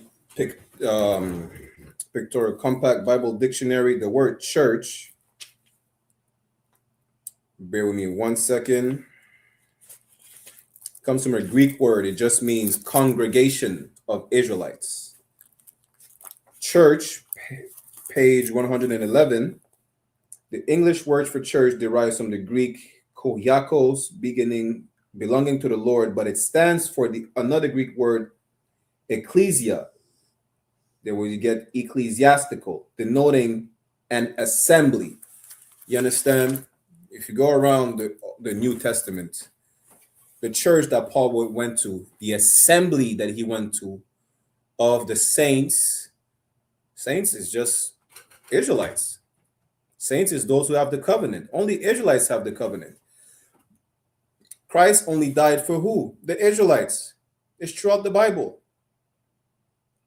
You understand? Meaning what? Your husband will risk his life for you like Christ risked his life for the church. It don't matter. Listen, we had Proverbs 31 women in slavery. All of them were slaves. They had no paycheck. They didn't even make one figure, talking about making 6 figures, 7 figures. They were not making one figure. and they were Proverbs 31 women, and they were not leaving their husband. Today, sisters are talking about, well, I need to be, I talked to a sister yesterday, she's talking about being an old age woman, an old school sister or whatnot, right?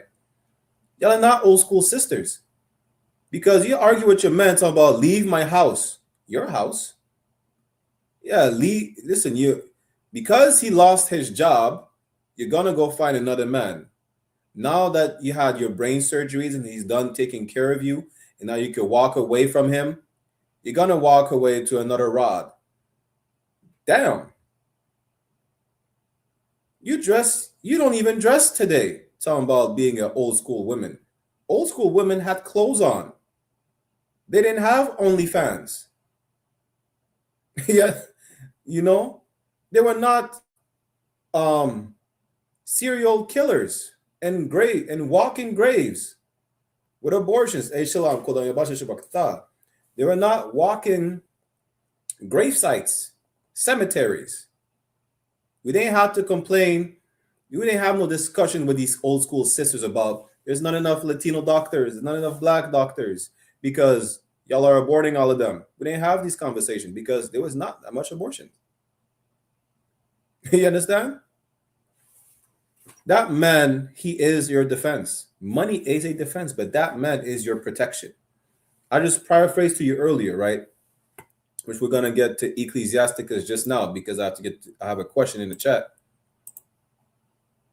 Where is it? Let me bring these two precepts real quick. Ecclesiasticus 36 and 24. He that getteth a wife beginneth a possession. A man will take care of his possession.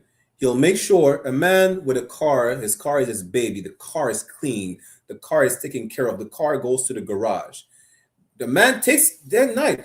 A man, listen, brothers will take care of their shoes like the shoes is their most valuable possession. Brothers will take care of a brother that has a possession that is valued, that has value. He will take care of it and make sure you're good. You look good, you smell good, you taste good, everything. Right? That's not all the money in the world is not going to do that. Y'all are rich and y'all stank.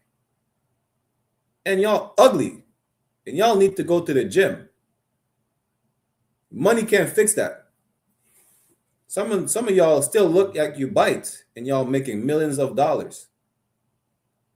But the problem is that you worship money, you think money will fix everything. Money cannot find you a man. I think right now she's 60 years old, 65-year-old, talking about she's jumping back in the dating pool. No, man don't give a damn about a rich woman that has money. You probably gonna get used.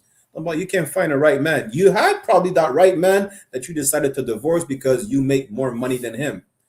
He's irrelevant in the sense where everybody knows you. We've seen you in the movies, right? Nobody knows who he is. I'm talking about irrelevant in that sense. So you're making money. Good. You shouldn't have to worry about nothing if you're a Proverbs 31 woman. You would have never left him if you were truly a Proverbs 31 woman. You were his possession. He could have taken care of you regardless. He's that protection for you. I'm going to show you, especially with the next verse, right? A help like unto himself and a pillar of rest. Yeah, she was not that. She was far. Well, Vivica Fox was far from that. Hey, Shalom, Jalo, Yahweh Shema, Thabashim Yahweh Shai. Vivica Fox was far from a pillar of rest. This brother was probably stressing the hell out. Damn. Verse 25 is the focal point of that. You being his possession. You being taken care of as his possession. Ecclesiasticus chapter 36, verse 25. Where no hedge is. A hedge is like, imagine a small bush. A hedge is like a bush that's as tall as a wall, that's surrounding a property. You understand? Where no hedge is, the hedge that serves as a protection, as a barrier. There the possession is spoiled. You understand? That man is your protection. He's your hedge. You're his possession. He protects you.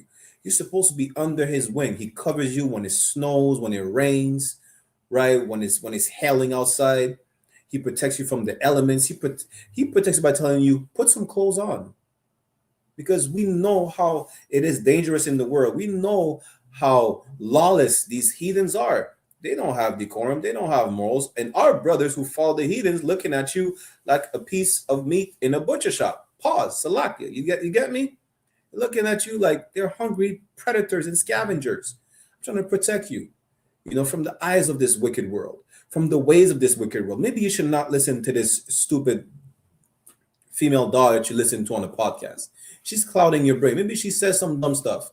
Maybe you should not watch this. Maybe you should not listen to this music. I'm not telling you be a tyrant to your woman, but this is the example, right? A man is protecting you. You're his possession. He values you. You're something that has value to him, just like he would protect his car. Some brothers don't even want nobody to look at their car. Make sure the car is clean, shining. They don't even drive the car nowhere special. It's like on a special occasion. It's so special. You understand? It's the most prized. You are his prizeful possession. You need to understand that. And no money in the world would make that man just say, you know what, I want to protect her. They think they're gonna empty your bank account. They don't get down about the money. Really, y'all stop thinking like white people. The brother will not give a damn about the money. Again, money is not bad, but it should not be number one in your list. Well, you know what? I'm looking for a six-figure man with a six-pack, with a 6 foot tall. Might as well have, I hate to use that word, better luck, because we don't deal with luck, right? You have better chance of finding an albino. You have better chance of finding a Pokemon. That's what I'm gonna say, straight up.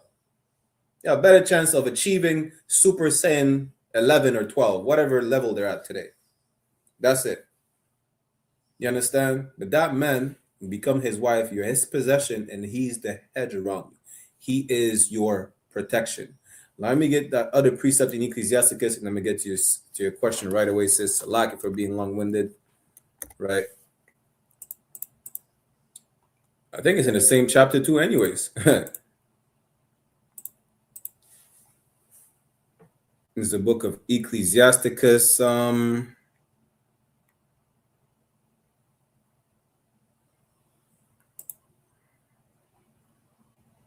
Ecclesiasticus chapter 25. Let's go to verse 17. What I tell y'all about Vivica Fox. Let's pull her face real quick again, right? Let's pull her face real quick. This is the problem with y'all wicked monsters. You become ugly, and not just in spirit. This is Vivica Fox. Let me see if I can find a picture of before and after, and you'll get why I'm pulling that precept up, right?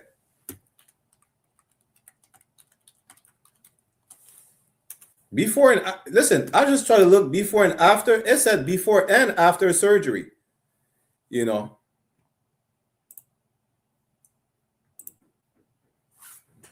Damn, listen, you see it right here. The sister says she looks swollen.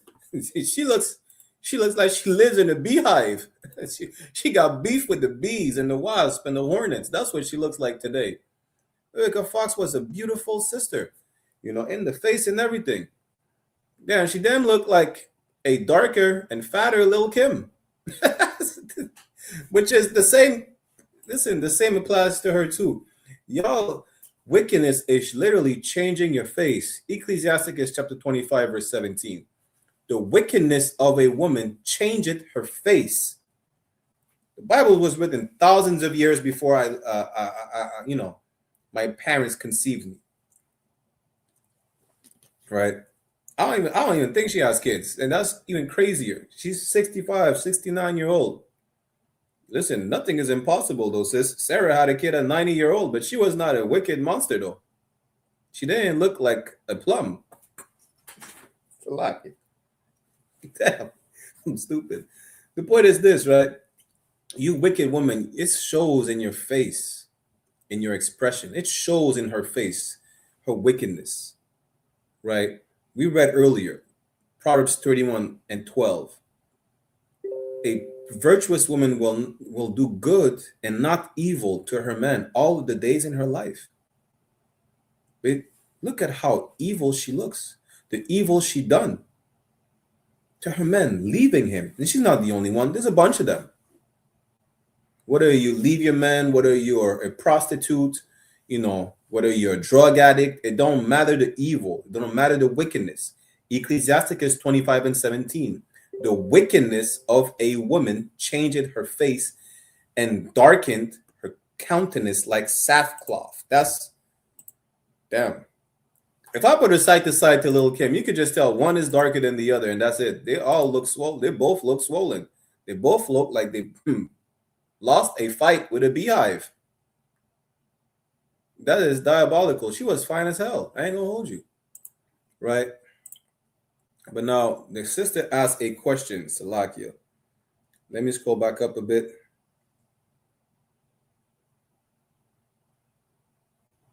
Again, we're live on Bigo. I.S.U.P.K. Montreal, Toronto, IET, One West Ground Zero as well. YouTube and Facebook. Tap. Click the like button, share. Let me scroll up to her question.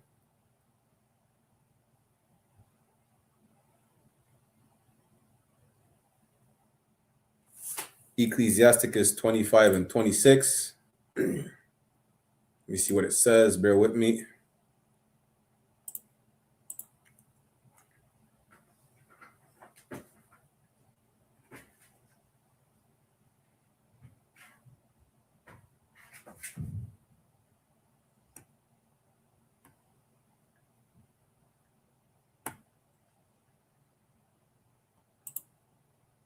Ecclesiasticus 25:26. If she go not as thou wouldest have her, cut her off from thy flesh and give her a bill of divorce and let her go. You know what? I'm gonna have to get back to you. I'll probably ask that question in General Mahaiman's class, which will start in 15 minutes, right? To get the proper breakdown, because I'm not gonna make up a breakdown based on my own understanding. You always want to go to the men above you, right? So we'll keep that question for General Mahaiman's class, which will be in the next 15 minutes. You understand? This is not the Christian church or the fake Israelites where we make up our own breakdowns, right? Let me put the sign out links in the chat. As a matter of fact, because we're running short on time. I'm the Barsis. Any other questions or comments? Y'all put it in the chat. Salakia.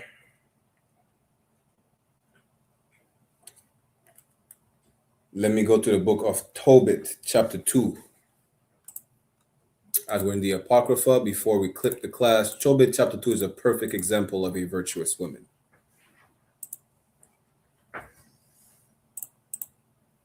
Of a man that was making less than his woman as far as the income. As a matter of fact, Tobit lost his job. This is the book of Tobit, chapter 2, verse 10. Probably going to finish with that. Tobit, chapter 2, verse 10.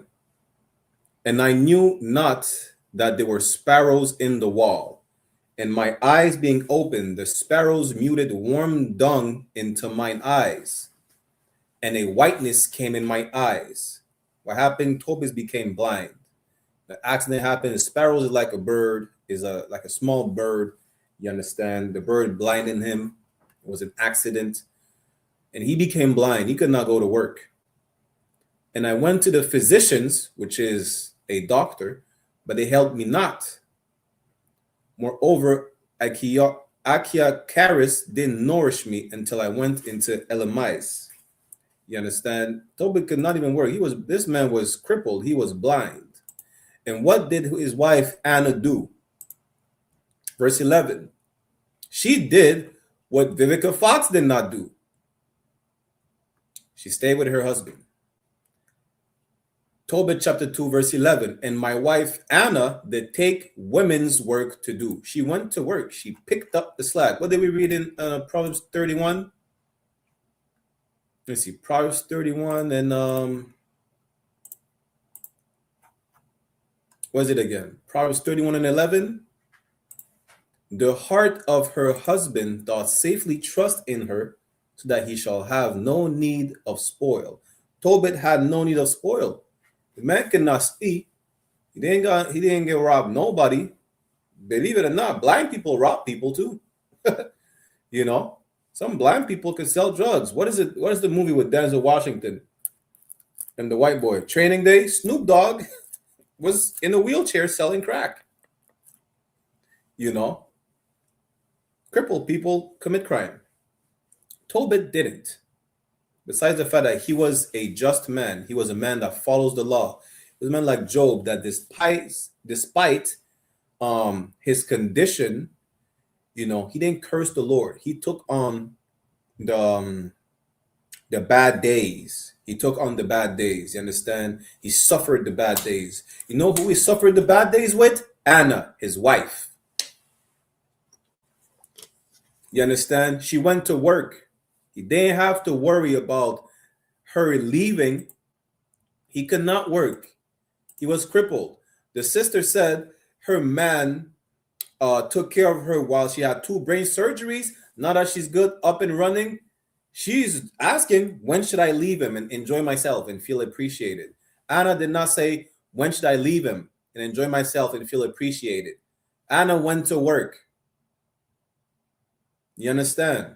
That's a virtuous woman. She did good and not evil to Tobit. She didn't divorce Tobit when he became blind. She didn't say, the hell with you, I'm going to find another man that can see, can appreciate my beauty, you know, can see the money he puts in my pocket, can see that he makes more money than me. She did not say that. What she did, Tobit 2:11, and my wife Anna did take women's works to do. She went to work. She said, hey, babes, no sweat, I got it. That's what she told Tobit. She told Tobit, I got this. I got us. Why? Because we're one flesh that no man shall put asunder. That's what she told Tobit. You understand? Verse 12. And when she had went down home to the owners, they paid her wages and gave her also besides a kid. I'm going to just break this down real quick, right? She went to work. Not only is she being paid wages, but you'll see, right, how much of a Proverbs 31 woman is and how she embodied a Proverbs 31 woman. Y'all should be like Anna. Y'all should be like the woman that's described in Proverbs 31 because she was. She was so virtuous, she got a bonus, you know, not because they were lusting after her. We're going to break down why she got a bonus. She only got her paid her money for her work. But you know what they did? They gave her a kid. A kid is an old English word for a baby goat, right? Verse 13. And when it was in my house and began to cry, I said unto her, because he's blind. He don't know she brought back a baby goat, right? From whence is this kid? We don't have money like that to buy a baby goat. You understand? Is it not stolen? You know, Tobit is like, yo, we don't have money like that to buy baby goats. I lost my job. It's not you supporting the both of us. How did you find the money to buy a baby goat? You know, did you steal it? Where does this come from? That's what Tobit is telling Anna. He said, render it to the owners, for it is not lawful to eat anything that is stolen. Tobit is such a righteous brother. He said, yo, I don't know where you got this from. We bring that back. We're not taking stolen property. I don't know who you stole it from. And not that she stole it, but he's just a righteous man. He was just speculating. We're so poor. We can't afford that. I don't know how you afforded this. You know, where you got this from. But you take that. You take that back. Salaki. Bring that back because I'm already blind. I'm already, you know, I don't know if the Lord, I think he was asking the Lord, I don't know what I did, but I'll take the punishment and smile or whatnot. You know, he's already know that he's being afflicted right now. He ain't trying to be afflicted because of a stolen good. He said, no, bring that back. Let's see what she says. Verse 14. But she replied upon me, it was given for a gift more than the wages. She said, no, I didn't steal it. On top of what I was paid for, they gifted me that kid, that baby goat. Howbeit I did not believe her, but bade her render it to the owners. And he still argued with her like, nah, I ain't believing you. Nah. Why would people give you a baby goat? What did you do for that? You know? And I was abashed at her. But she replied, see, he's arguing with women like, no. I ain't trying to hear that. I don't know where it come from, but I ain't trying to hear that. They gave it to you? Why? You know, did you flash him or something? Nah, I'm stupid. I'm playing around, but you get the point? But she replied upon me, where are thine alms and thy righteous deeds? Behold, thou and all thy works are known. What does that mean? Focus especially on the last part where she said, behold, thou and all thy works are known. Focus specifically on this last part. For time's sake, I'm going to give it to y'all, right? This is Proverbs chapter 31, verse 23. Again, a virtuous woman. This is why they gave the goat to Anna. This is why they gave the kid to Anna. Her husband is known in the gates. Tobit was a righteous man. He was known for his deeds. He was known for his works. They knew this is Tobit's wife. The man that's blind, the man that can't work. She's going to work for them, the household. The wages, you know what? On top of the wages, here's a kid, a baby goat. Why? Proverbs 31 and 23. Proverbs 31 and 23 tells you why. Her husband is known in the gates when he sitteth among the elders of the land. That's why. You understand? Vivica Fox is, nobody know who knew who her husband was until she divorced him. That's the problem. You understand? That's the problem. Let me get one more precept, and I'm going to end it right here. And bear with me 1 second.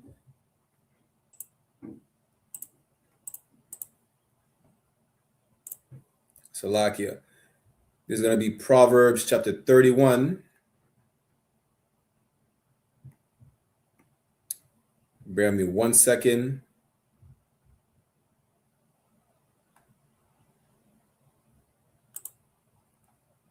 And 28.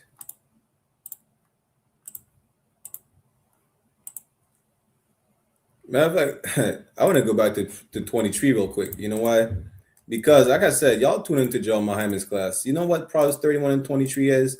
Proverbs chapter 31, verse 23 is when a sister is so amazing and she does the deed of the Lord. You understand? She does the work of the Lord. She cooks for the feast days and whatnot. It is so amazing.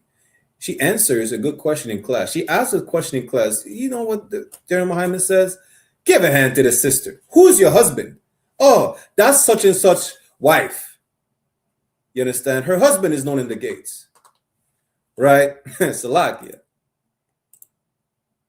Proverbs chapter 31, verse 28. We're going to end this with this. Her children arise up and call her blessed. Your children brag about you. Why? Because you're the best mom in the world. Vivica Fox, I don't even know if she has any kids. She probably, hey, Lord be with her. That's all I got to say. But you're the best mom. Your kids are like, yo, I have the best mom. You know, she cooks. She makes sure I look good. She makes sure my hair is all right. You know, she makes sure. Listen, she's not oppressive. Like, I see these kids with their moms getting nights. I feel bad for them. My mom is the best. My mom doesn't have an OnlyFans. I do not get bullied at school because my mom has an OnlyFans and everybody is teasing me and whatnot. Your kids are getting up and saying that, you know, my mom is blessed. She's not a whore. I never see my mom in a bikini. I don't know what a bikini looks like on my mom because my mom is not a whore. She don't walk half naked in front of us. You brag about your mom, unlike all y'all kids whose mom have an OnlyFans. That's how you get your PS5, just so y'all know. That's how you get your Christmas gift. Because your mom is a whore, and you don't get up and say she's blessed. You cry because she was not taught right, and she worships money. She worships the white man. She's not a Proverbs 31 woman, right? You should look for a woman that is not like your mom. You should want to be a wife that is not like your mom. You understand? Proverbs 31 and 28. Her children arise up and call her blessed. You're gonna brag. Listen, you're a Proverbs 31 woman with kids. They brag about you because you make the best food, because you make the best pastries. You make what? There's a little pastry. It's a chocolate. It's called the turtles. Chocolate with, like, I think caramel or something like that. You make the best turtles. You know, that's why. You make the best, what, curry goat or something like that. Pumpkin soup, you know, or whatnot. Whatever you make the best fries. You make the best, you replicate some food that you like, what's it called again? Poke bowls. It's good. I tried it. But your kids brag about you because you're the best. Let me finish this verse and we're going to end it. Her husband also, not just the kids, but her husband also, and he praised her. It's not wrong. We played it last time in the show. It's not wrong to brag about your wife or your wives. She's the best. You understand? She don't argue with me. I don't have to tell her she's cute on mute. She's cute all the time. I like her when she's on mute. I like her when she's on speaker. I like her in my earbud. I like her in my head. I like her when she's quiet. I like her when she's murmuring, when she's whispering, I like her when she yells. I like her when she has attitude. Some of y'all are weird like that. Y'all like that. Y'all, that's y'all fetish. You know, you like that.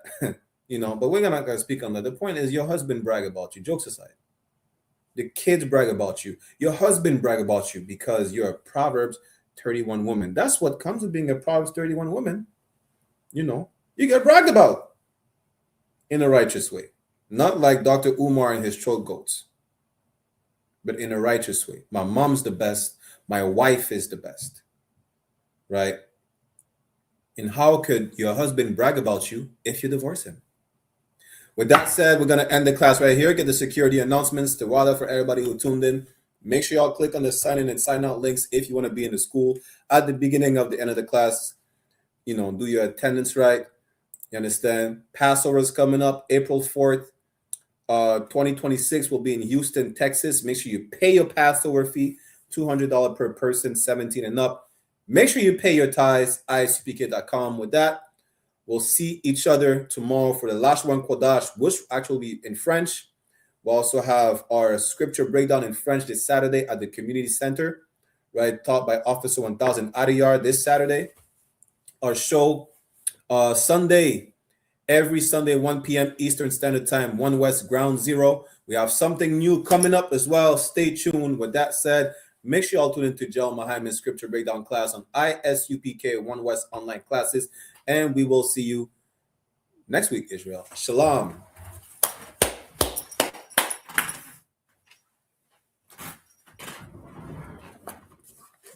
This is the I.S.U.P.K. security announcements. Salakia. I.S.U.P.K. security announcements. You are the I.S.U.P.K., the Israelite School of Universal and Practical Knowledge. Started out of 1 West, 125th Street, Harlem, New York, under Commanding General YAHANNA. Rule for new brother and sister. When a new brother or sister comes into school, they are off limits for 6 months. They're to be saluted only. They're here to shed themselves of the world. If they need transportation, the teacher will arrange it. After 6 months, if a brother or sister has an interest in a particular person, he or she must get permission from the head to speak to a brother or sister. There is another 6 months in which the brother and sister will court each other. After the 6 months period, the brother and sister will get permission from the head to marry. Tithes, which is a commandment. Numbers chapter 18, verse 21, and Malachi chapter 3, verse 8 to 10 means 10th in the Hebrew. Ma'ashara. 10% of every penny of any increase the Lord gives you, give to the Treasury Department or teacher. Priest fund, free will offering for priests, not mandatory, whatsoever amount you would like. Upcoming holy convocation, we have the memorial for Purim, which is the 14th day and the 15th day of the 12th month, which is Monday, the 2nd of March, and Tuesday, the 3rd of March, 2026, which is next Monday and Tuesday. You can read more about it in the book of Esther, chapter 9, verse 20 to 31. Reminder to all Akim wa Akwatian, the brothers and sisters, to check the bulletin board in the hallway of their school. They have a physical location. If anyone wants to be a trooper in the school, to start wearing all black, boots, shirt, pants, headband, and scarf. With that, so I give a courtesy salute to the brothers, as well as a courtesy salute to the sisters. Mina visual Imajim, which means to stand. We'll give a courtesy salute to the brothers. Mina visual Imajim Shabbat. Imajim, Barak, Yahweh Bahashem Yahweh Shai Barakatham, meaning Yahweh in the name of Yahweh Shai bless y'all. Yah Jamata means hands down. Sar, which means to turn. Turn and face the sisters. We'll give them a courtesy salute as well. Mina visual Imajim Shabbat. Imajim, Barak, Yahweh Shamar, Alatan Bahashem Yahweh Shai, meaning Yahweh, watch over y'all in the name of Yahweh Shai. Yah Jamata means hands down. Class dismissed.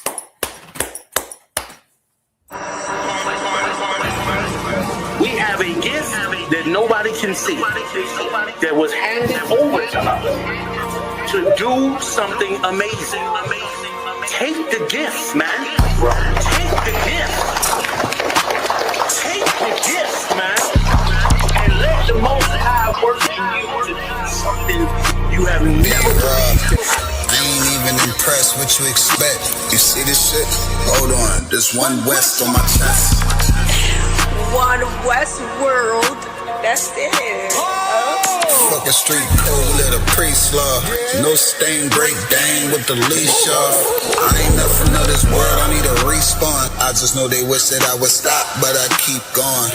These fringes on my calf like a tube sock. I used to stuff the loose ones in my shoebox. And we came a long way from the curbside. Now we looking from the top from a bird eye. And I can't leave my brother on the battlefield. Lord, let the hell rain, we gon' see who real. And you know they gon' hate when they see a plate. So imagine what they doing for $250,000. And we really the only ones going to war.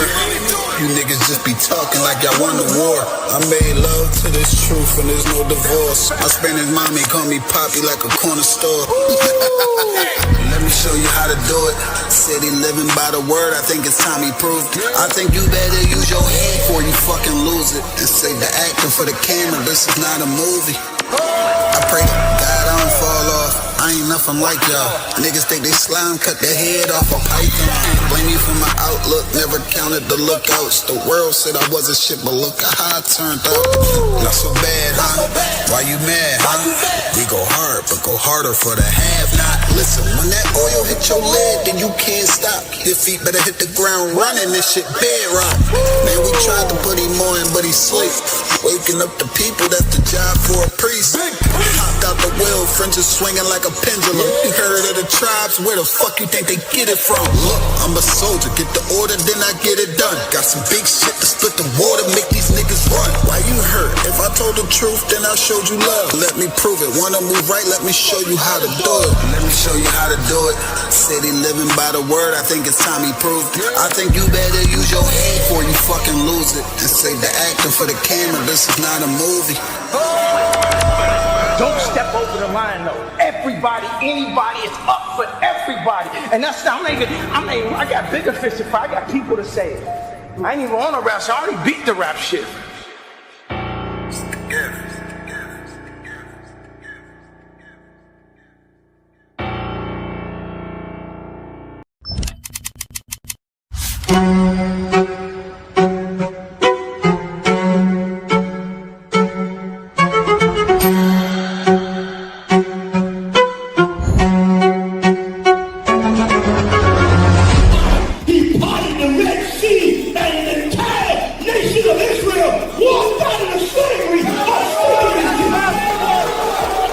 The I.S.U.P.K presents the Lord's 57th Annual Passover, April 4th, 2026 in Houston, Texas. You do not want to miss this one, Israel. Shalom. Hey, listen, brothers and sisters, man. If you like what you hear, hit the subscribe button, man. Subscribe to this channel.